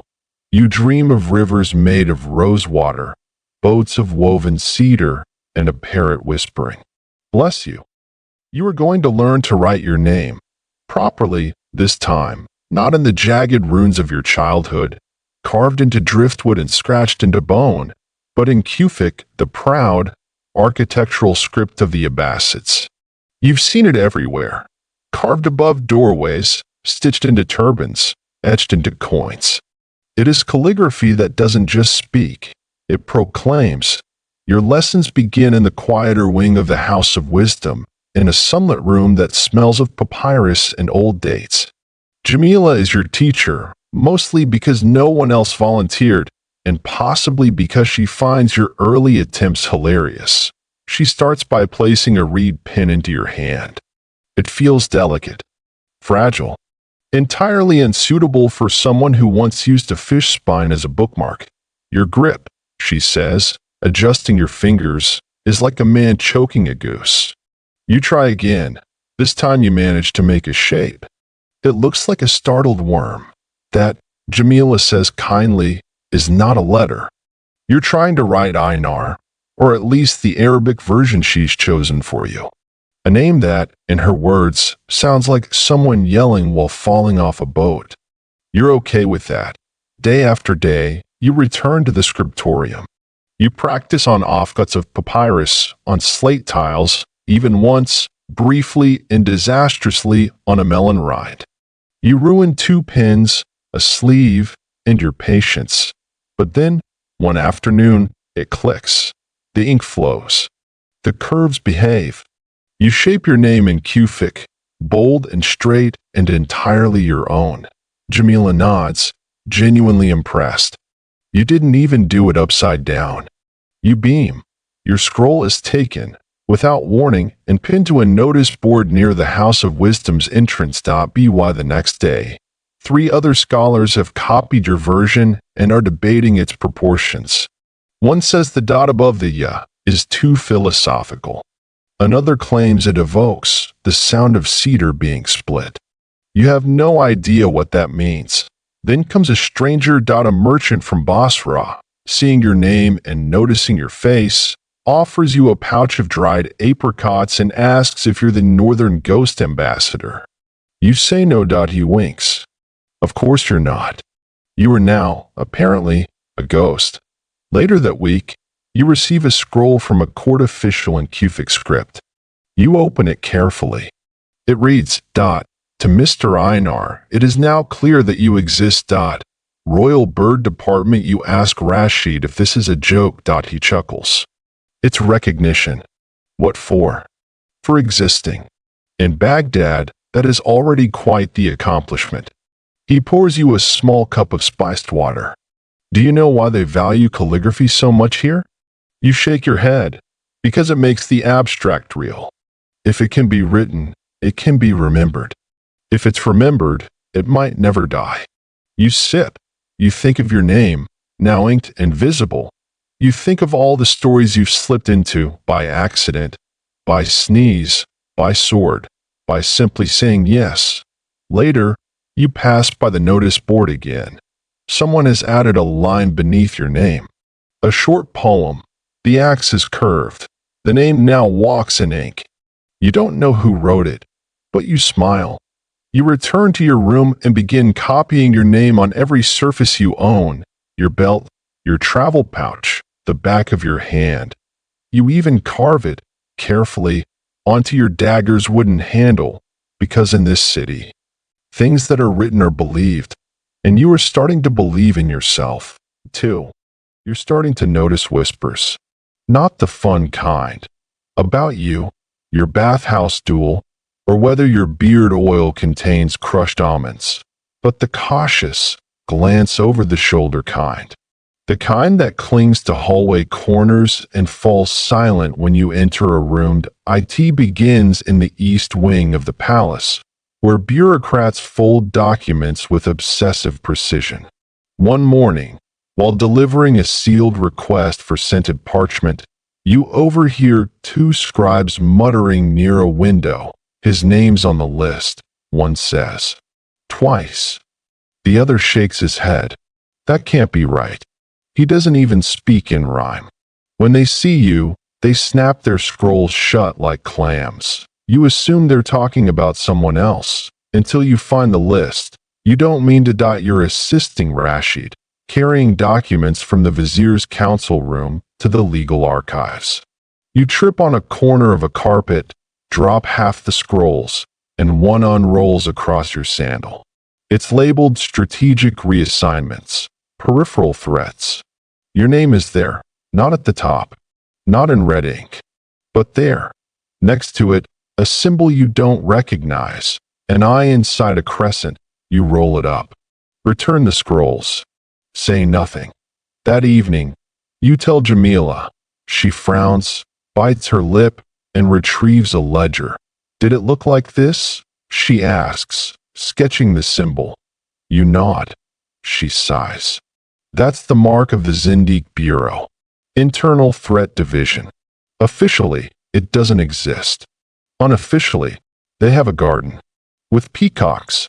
The next day, your assignment shifts and own more scrolls. Instead, you're ordered to assist in ledger security. A duty so vague it could mean anything.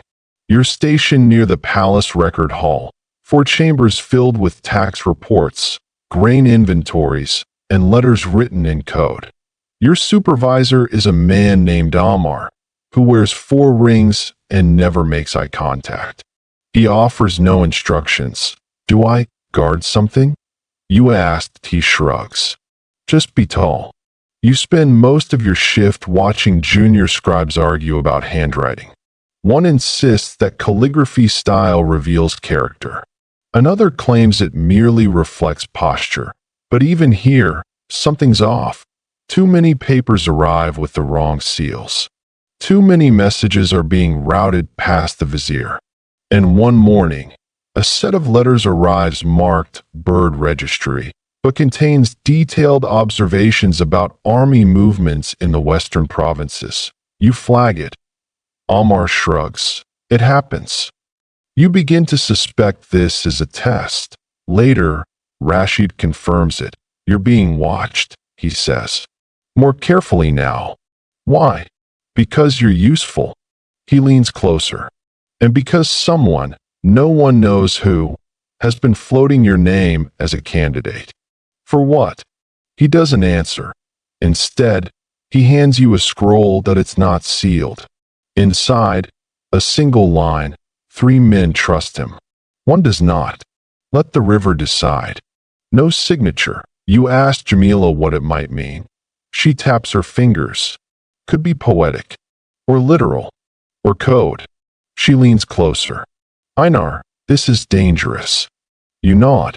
You know, but you also know the signs. Someone is manipulating names, files, fates, and yours is now in the mix. Later that week, a visitor arrives, an ambassador from the eastern desert kingdoms.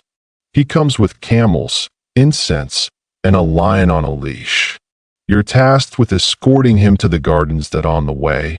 He studies you and says, "You walk like someone whose decisions have begun to lean inward." You blink. "Excuse me."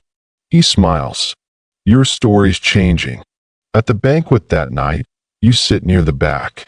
The wine is sweet, the lamb rich, the air filled with music that sounds like melting glass. But you don't taste much, because across the room, someone raises a cup in your direction. He's a minor official. One you've never spoken to. He mouths something you can't quite hear. It looks like. Choose well. Later, you find another note tucked beneath your cushion. 3 dots. A crescent, and one word. Soon. You sleep uneasily. You dream of ledgers that speak in riddles, of your name scratched out in ink, of Rashid standing over a map shaped like Baghdad. Only the rivers are made of calligraphy. You wake with the sense that something has begun, and you're no longer watching from the outside. The robes are too heavy. The sandals squeak. The ring on your finger feels like a bribe you accidentally accepted. But none of that matters, because today, for reasons known only to the vizier and perhaps one overly dramatic parrot, you were dressed in the Caliph's clothes. Or, more precisely, a Caliph's clothes, ceremonial garments prepared for public rituals.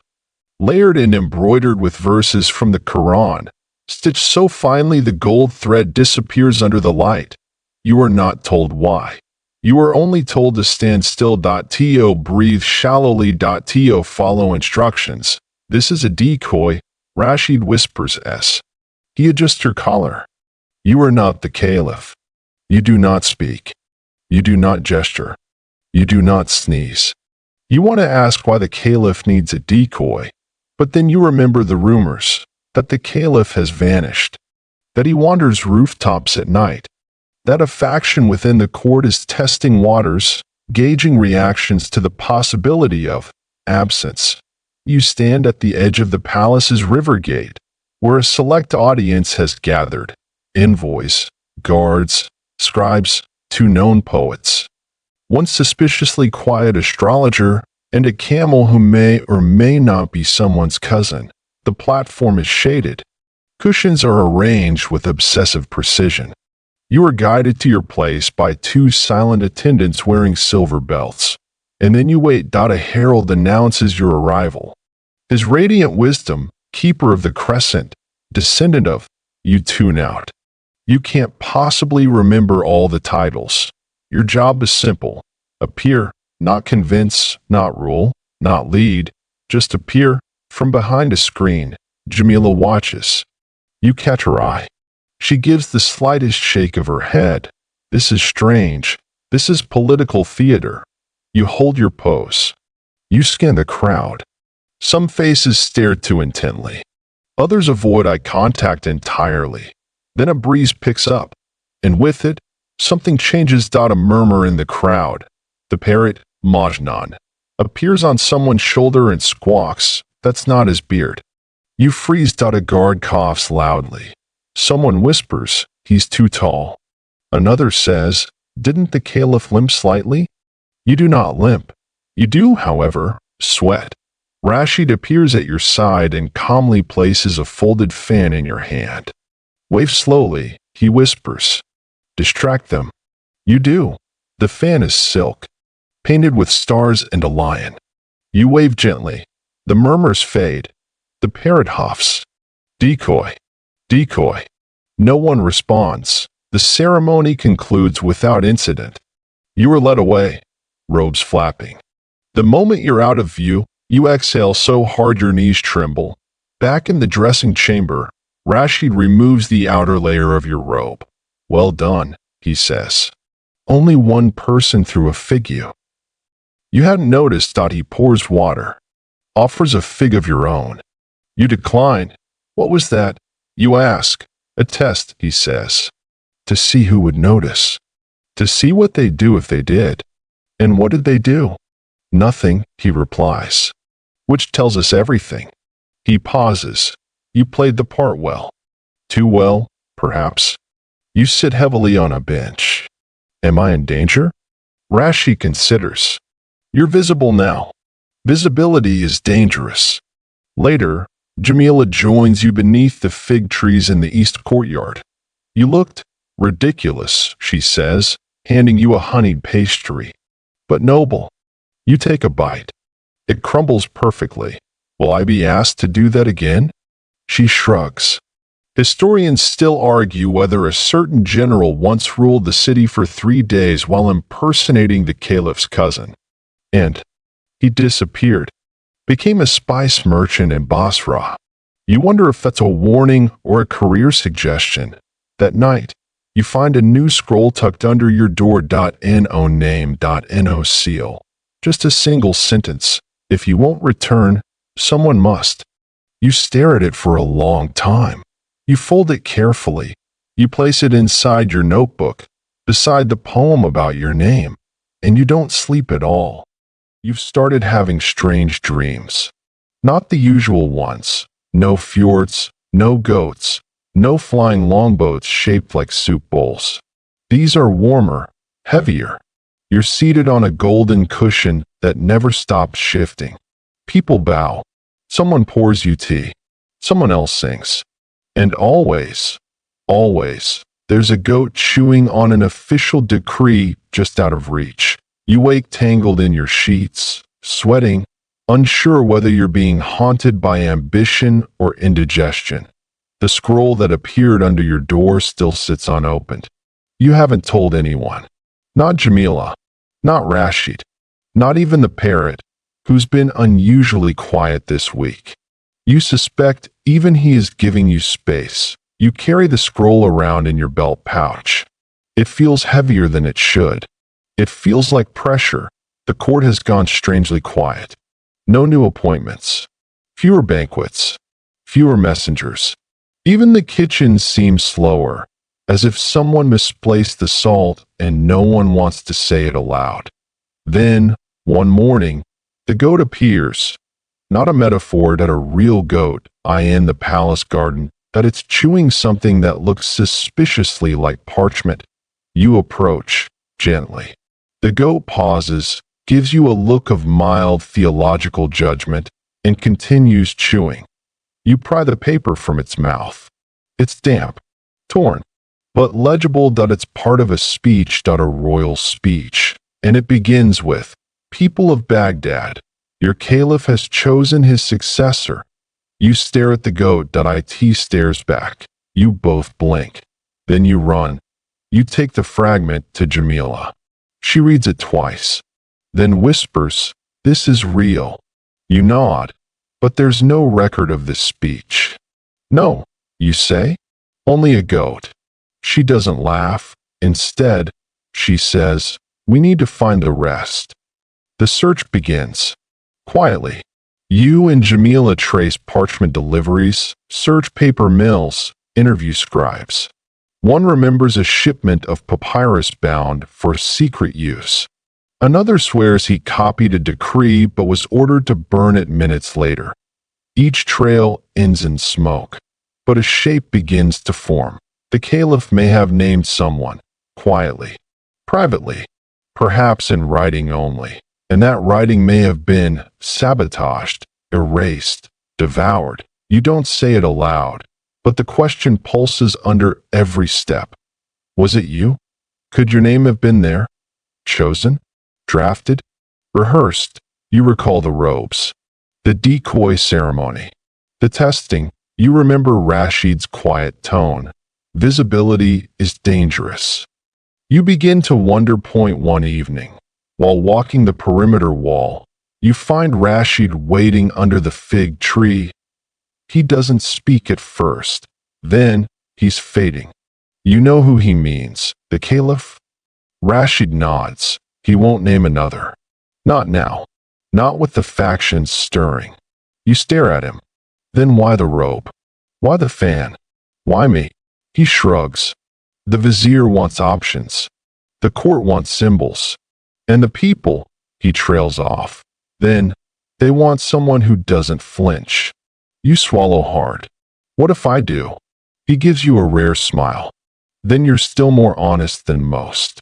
The next morning, you find a goat tied to your doorpost. There's a note attached to its horn that it reads, "Heed the beast."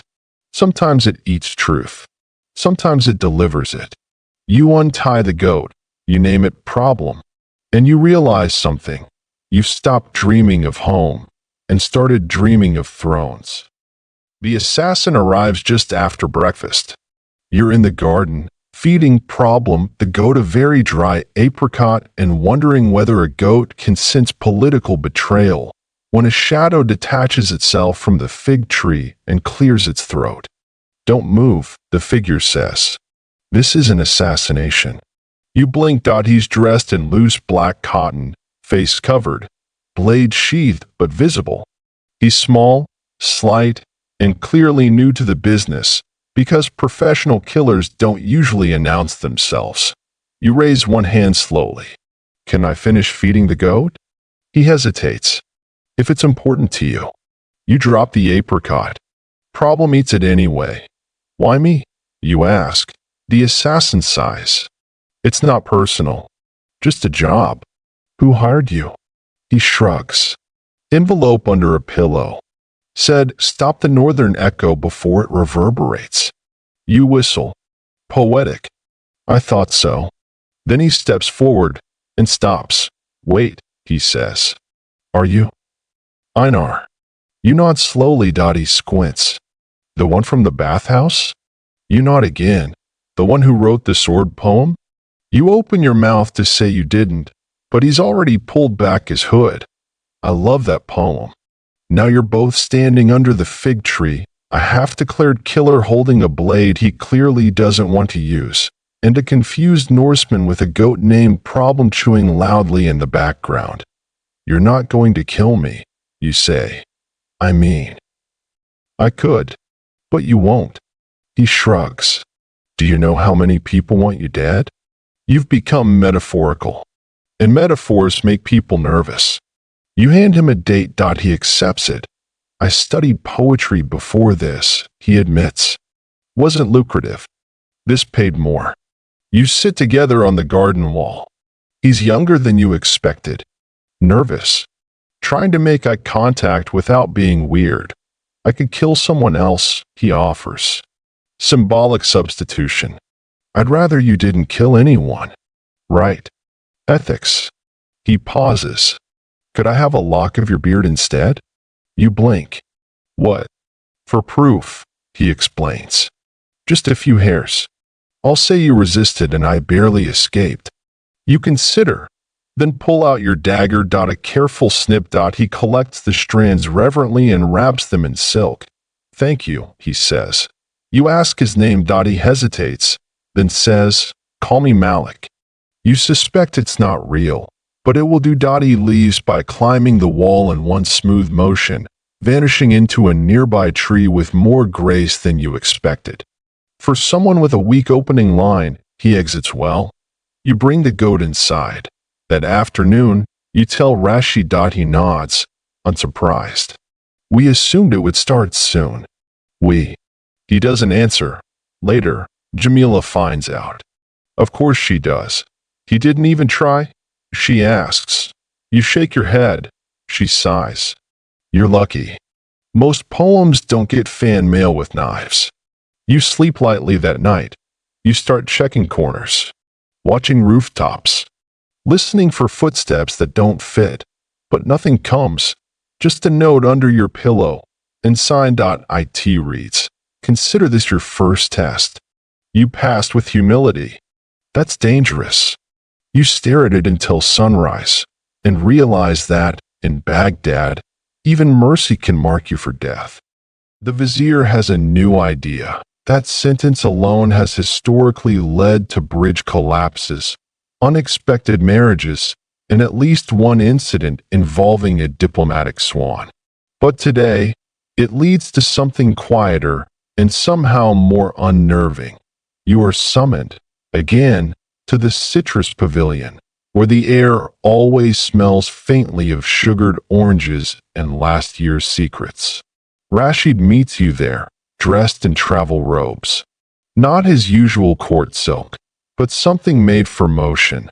The vizier has a proposal, he says. You sip the tea provided, spiced, hot, tastes like cloves and warning. He believes you've grown useful, but not yet anchored. You raise an eyebrow. He would like to fix that. Permanently. A marriage offer? A land grant? A ceremonial title involving pigeons? Not quite. He proposes, Rashid continues, that you convert to Islam. The words land gently, like silk on water. But they ripple. You are silent.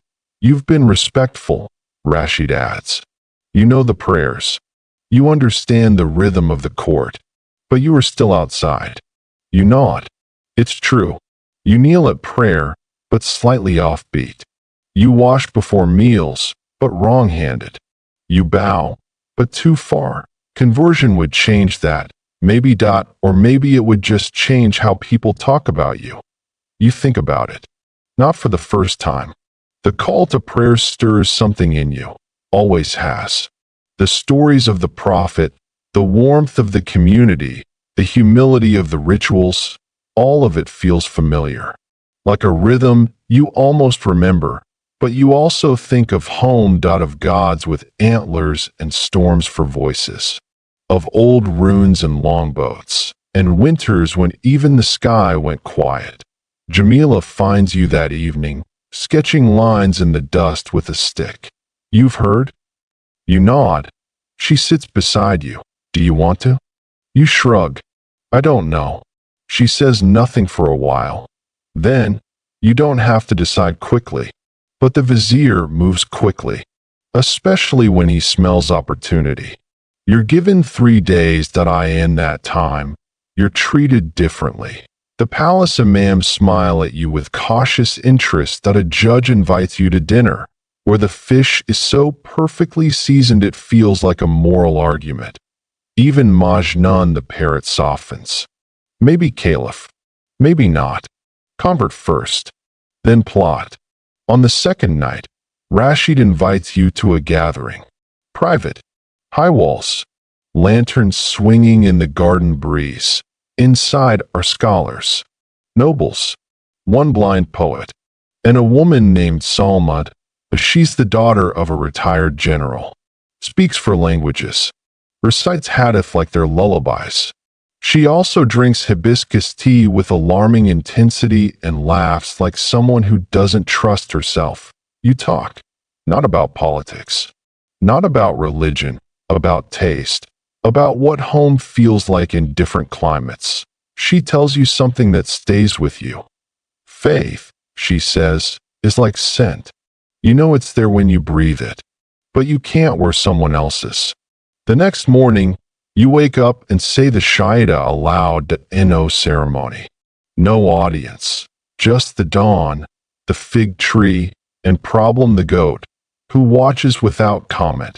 Later that day, you tell Rashid that he nods, pleased, then hands you another scroll that it's a formal offer, not for a wife, for a post, a governorship, distant, minor, swampy, but yours, and it comes with a final clause, scribbled in the vizier's own hand, marriage candidate pending.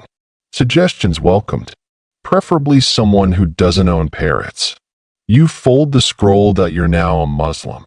Soon, you may be a governor, possibly a husband, and somehow, you still haven't figured out how to tie the inner sash of your formal robe without tripping. Baghdad is full of mysteries, but for once, you feel like you're becoming part of the answer. You have never stood in front of a mosque pulpit before. Certainly not during Friday prayers. Certainly not in borrowed robes. And certainly not while being mistaken for a visiting preacher with a most unique and thrilling Norse delivery style. It starts, like so many odd things in your life now, with a paperwork mix-up. The actual preacher, an eloquent scholar from Mosul, falls ill just before the midday call. A messenger is sent to fetch the tall man from the court with the foreign accent who recently converted. Somehow, that becomes you. You try to protest. Rashid waves you forward. You try to escape. A guard gently places a hand on your back and ushers you through the great doors of the Jama Masjid. Inside, marble floors like poured milk, arches like ocean waves, and a gathering crowd of men seated cross-legged, waiting for words to lift them. You whisper, "There's been a mistake." A small boy beside you says, "We all make mistakes." You are led up the stairs that at the top, a pulpit. Carved wood, too narrow for your feet. You duck your head under a hanging lantern that was clearly not designed with Viking skull proportions in mind. You stand there. Silence spreads like water. You look out. Hundreds of eyes. You feel your stomach lurch. And then, well, you speak. You don't remember exactly what you say. Something about kindness. Something about how, back home, people share bread even with enemies during snowstorms. How mercy, like fire, must be fed or it dies. You quote a proverb you heard once from Jamila. Even the moon is borrowed. You mention that faith, for you, began with noticing silence. Someone weeps, someone coughs, someone snores quietly in the back. When you finish, you descend the stairs with knees shaking. No one tackles you. No one boos. A child hands you a pomegranate. Outside, the imam thanks you with tears in his eyes. A sermon, he says, like the sound of snow landing. You're not sure what that means, but you bow and murmur thanks. Word spreads faster than you expect that by nightfall, 3 merchants have sent you sweet pastries. One scholar asks if you'll deliver a second sermon. The parrot shouts, "Preacher, preacher." Every time you pass, Jamila meets you under the palm canopy near the library. "I heard about the sermon," she says. "I didn't mean to." Neither does most truth. You sit beside her. She places something in your hand that it's a small scroll. Inside, your words, transcribed by someone who was in the mosque that she's copied it. Carefully, cleanly. Your voice, she says, is learning to belong here. You think about that long after she's gone. Later, you write something in your notebook. "I did not arrive to teach." But sometimes, the wind lifts even what is unfinished. That night, you dream of snow falling on minarets. And in the dream, someone says your name, not as a question, not as a curiosity, but like a verse they've memorized. The Caliph is laughing. It's not the kind of laugh you expect from a man rumored to be vanishing. It's not distant or cracked or dreamlike. It's rich, full-throated, the kind of laugh that seems to echo through velvet corridors and across cool marble courtyards. You are kneeling, trying to untangle your robe from the ceremonial sword at your side, your knees slipping slightly on a polished mosaic of the constellations. The vizier stands nearby, his expression unreadable. Rashid looks faintly amused. Jamila is in the back, pretending to study a scroll, but you know she's watching everything. And in the center, seated cross-legged on a cushion like a man who's either very tired or very in control, is the Caliph of Baghdad, alive. Present. Laughing at you, he wipes his eyes. You stood in for me. You nod. In front of the pigeons? You nod again. And in the mosque? You try to speak, but he waves a hand. I've read the transcriptions. You're better than my cousin. You glance at Rashid. He says nothing. The Caliph sips tea from a glass so delicate it could shatter from praise. They say you've been mistaken for me more than once now. They say that, you murmur, and you've survived it. You shrug, mostly by accident. He leans forward. That's how most of us survive. You blink. Did he just confess something? He gestures, and a scroll is brought forward. Sealed. He hands it to you. You're being sent away, he says. Your stomach flips. Not punishment. Not exile. Opportunity. You open the scroll that it's a writ of appointment. In elegant Kufic script. Your name, your proper name, in Arabic, is there. Bold. Anchored. Below it, Governor of the Southern Wetlands, Protector of the Marsh Roads, Keeper of Basra's Reeds. You stare. It's mostly fish, the Caliph says, stretching his back. And humidity. But also politics. And trade. And people who think you're still just a visitor. You glance up. Is this banishment? He smiles. It's what happens when you become real. The vizier finally speaks. You'll be equipped. A boat. A guard. A title. A budget. A goat. You ask, hopefully. That too. Rashid says. The Caliph stands, gracefully, slowly. You were a question. Now you are a sentence. Let's see what you become when the ink dries. You bow. Lower than you ever have. Your forehead nearly touches the constellation from Mars. Later, in the hallway, Jamila catches up with you. They're really sending you? You nod to Basra. Another nod. She tilts her head. Are you angry? You shake your head, scared? You pause. Then say, I think. I'm ready. She smiles. Then adds, write me. But not too often. I like mystery. You're given 3 days to prepare. You pack lightly. Your ink-stained notebook. A small sword. The scroll confirming your conversion. 3 letters of recommendation. 1 from the parrot, signed with a feather. Problem: the goat is already loaded onto the boat. Chewing the edge of the ceremonial rug.as you board. Rashid appears with a final message. Govern well. But not too quickly. The marshes teach patience. You sail south, into the Tigris. The domes of Baghdad fade behind you. You are no longer Einar the stranger. You are Einar the governor. And your future begins in the reeds. Governance begins with mud, not metaphorical mud. Actual, clinging, knee-deep muck that tries to remove your sandals and suck the will to live from your calves.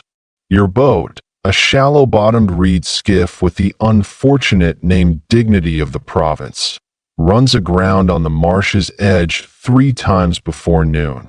The marshes of Basra are endless, humid, and full of birds that scream at you like angry scholars.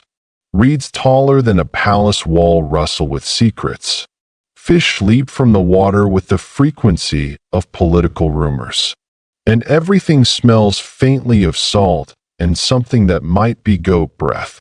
You are now the governor of all this. Your office is a stilted hut with a thatched roof and a wooden sign that reads, optimistically, Justice and Fish Licensing. The previous governor, A man named Abu Fadl, who retired to become a pickle merchant, left you a ledger, a scale, and a note. Good luck. Don't tax the boatmen too hard. They know where the snakes are. You begin with observation. The marsh people live in floating villages. They navigate by memory and moonlight, trade in silence, and pray in mosques that bob gently on the water. They are wary of you at first. Too tall, too northern, too new. You try to be polite. You learn their greetings. You accept their fermented duck eggs with a smile that hurts. You listen more than you speak, and slowly, things shift. Your first real test is a border dispute. Two villages arguing over a channel full of particularly fat fish. You're asked to mediate. You prepare a long speech. You bring two scribes. You wear your finest robe. The fish, however, jump directly into your boat during the hearing. You award the fish to both villages. They accept. You are now known as the fair one with fish luck. Later, a caravan from Baghdad arrives bearing documents, more ink, and a new robe tailored to suit a climate of damp ambition.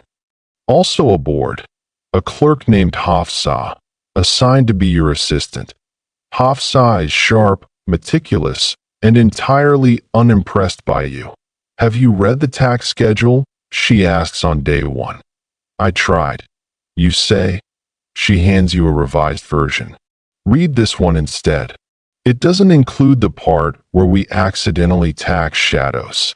Your days fill with reports, patrols, negotiations over water rights, and the occasional crocodile sighting. At night, you sit on the office balcony and write letters. One to Jamila, describing the marsh birds as feathered critics. One to Rashid, asking if the parrot misses you.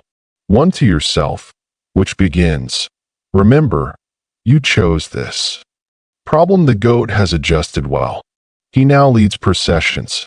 He also may be worshipped by a small riverside village. You don't ask. Your proudest achievement arrives in the form of the marsh boat tax, a light toll on fish merchants who use the province's main canals. Instead of money, they can pay in salted carp or basket weaving labor. The scribe from Baghdad who reviews it writes, innovative, borderline absurd, approved. Months pass. Your Arabic improves. Your posture relaxes. Your beard grows more regional. One day, a delegation arrives from a rival province. They expect bribes. You give them dates. They expect wine. You give them poetry. They leave confused and slightly charmed. That evening, Hafsa says, you're becoming functional. You smile. Dangerous compliment. She adds, Basra's not what you expected. No, you say. It's better. Later, in your notebook, you write, the marsh is not a place. It's a way of thinking. Slower, softer, still full of teeth. And when you dream now, it's not of battle or snow, but of gliding across moonlit reeds towards something vast and quiet that waits without demanding. You are a Viking, and somehow you govern a swamp. Years pass in the marshlands. At first, you count time by ledger entries, by fish harvests, by reed taxes, by how often the goat gets mistaken for a holy omen. But eventually, it becomes something more fluid. A rhythm, a tide of its own. You grow into your role. Your Arabic deepens. Your accent, once described as like a bear learning poetry, softens. You now negotiate without needing Jamila's old notes or Rashid's raised eyebrow. You mediate water disputes with a wave of your hand. You host poets in floating pavilions and issue fish licenses with wax seals that smell faintly of tamarind. Problem: the goat retires. He lives peacefully on a houseboat where children feed him sugared dates, and he occasionally interrupts sermons. The people of Basra come to trust you. Not quickly, not fully, but enough. Enough that when a merchant barge from Persia crashes into a dock, you're the first called. When bandits raid a salt caravan, you ride out with the local guards, not to punish, but to negotiate a return. And when the canal floods one spring, you help rebuild the walkways yourself, ankle deep in mud, laughing with the carpenters. Baghdad still sends letters. Not often. Usually clipped, formal updates about court movements and rice quotas. Once, a note from Rashid. The parrot refuses to perform since you left. Majnun misses you. So do I. You do not reply. Instead, you send back small things, a woven reed basket, a salt-dried fish, a haiku translated into Arabic, and one day, you realize something. You haven't thought of thrones in weeks. Then, one morning, a traveler arrives that she's from Baghdad. A young courier. Too clean for the marsh, too fast on the dock planks. She hands you a folded scroll. You expect an edict. You get a poem, handwritten. Jamila's style. You read it once, then again. It's about time and silence and names that still echo in rooms long emptied. A T the bottom, a postscript. Come home, if you want. But not as a stranger. You don't decide immediately, but you start packing. You leave the province quietly. Hafsa takes over. Of course she does. She was always the real governor anyway. Problem watches you board the boat north. Unimpressed. You take very little. A travel pouch, 2 scrolls, and a small jar of pickled lemons. The Tigris welcomes you back like an old song. Villages float past, unchanged. Minarets rise in the distance. The light grows sharper, the wind cooler. And finally, one hazy morning, Baghdad. She hasn't aged. Not in the ways that matter. The domes still shine like coins in sunlight. The mosques still breathe with prayer. The markets still shout in 50 dialects. You step onto the dock, and someone shouts your name. The boy is older now, but you remember him. One of the date vendors. He points. Einar, the fish governor. He's back. People glance. Some nod. One woman offers you a pastry. You walk through the gates of the round city, not as a curiosity, but as someone returning. The fig trees still bloom. The house of wisdom still hums. And in the palace garden, the parrot screeches. Northern one. He smells like marsh. You bow low and whisper, "Yes, I do." You don't resume your old quarters in the palace that they're offered, of course. Cleaned, reperfumed, the rugs beaten, the pillows plumped. But you decline gently, citing marsh-related preferences and the desire for a breeze that smells less like ambition. Instead, you take a modest apartment near the spice market, a rooftop view, a fig tree, and enough room for 2 goats, though you only bring one. Problem insisted. You're not here to reclaim anything, and yet, you're noticed. Whispers follow you through the city like soft echoes. The Viking who governed. The preacher who never meant to preach. The Caliph shadow. Even the one who made marsh tax work. You find that last one oddly satisfying. Rashid visits first. He brings dried apricots and news. The Caliph is frail. The vizier's hand shakes when he signs documents. The court is split like an overripe pomegranate. He looks at you carefully. They're waiting. For what? For you to say something. You don't. Not yet. Instead, you visit Jamila. Her library is even messier than you remember. Scrolls stacked like crumbling beehives. Ink pots brewing rebellion. A parrot feather tucked inside a grammar manual. She looks up. "I had a dream," she says. "Oh, you were wearing 5 turbans and riding a flaming boat down the Tigris." You grin. Sounds like a prophecy. No, she says, a warning. You sip the tea she offers, still too strong. She adds softly, if you step forward now, you won't get to step back. You nod, and then you wait. You attend no banquets. You issue no proclamations. You sit on your rooftop each dusk, watching the swifts dive and the lamps flicker on, letting the city decide what story it wants from you. And slowly, quietly, they stop waiting. Point one evening. A knocked-out boy hands you a scroll. It bears the Caliph seal. The boy disappears before you can tip him. Inside, the throne is quieter than it used to be. That I hope the marsh was louder. You are still not forgotten. H. You place it in your notebook. You don't weep, but you stare at the moon longer than usual that night. Jamila visits a few days later. She brings you ink, a fresh reed pen, and a list of names. What's this? You ask. Candidates, she says. For what comes after? You look through them. Scholars, soldiers, one unexpected poet. Then she adds, or you could still say yes. You shake your head, but you don't tear the list. That evening, you write in your notebook, let the river carry my name gently. Let it bump into no thrones. And beneath that, but if they ask again, maybe I won't whisper. The parrot visits once more, perches on your railing, looks at you, says, you'd make a terrible caliph. You nod. I'd be tired all the time. Pause. Then, you'd also be fair. You smile. The parrot flies off without another word. That night, you sleep deeply. You dream not of power or robes or pulpits, but of longboats drifting through reeds, fish leaping like laughter, and stars overhead spelling your name in Kufic script.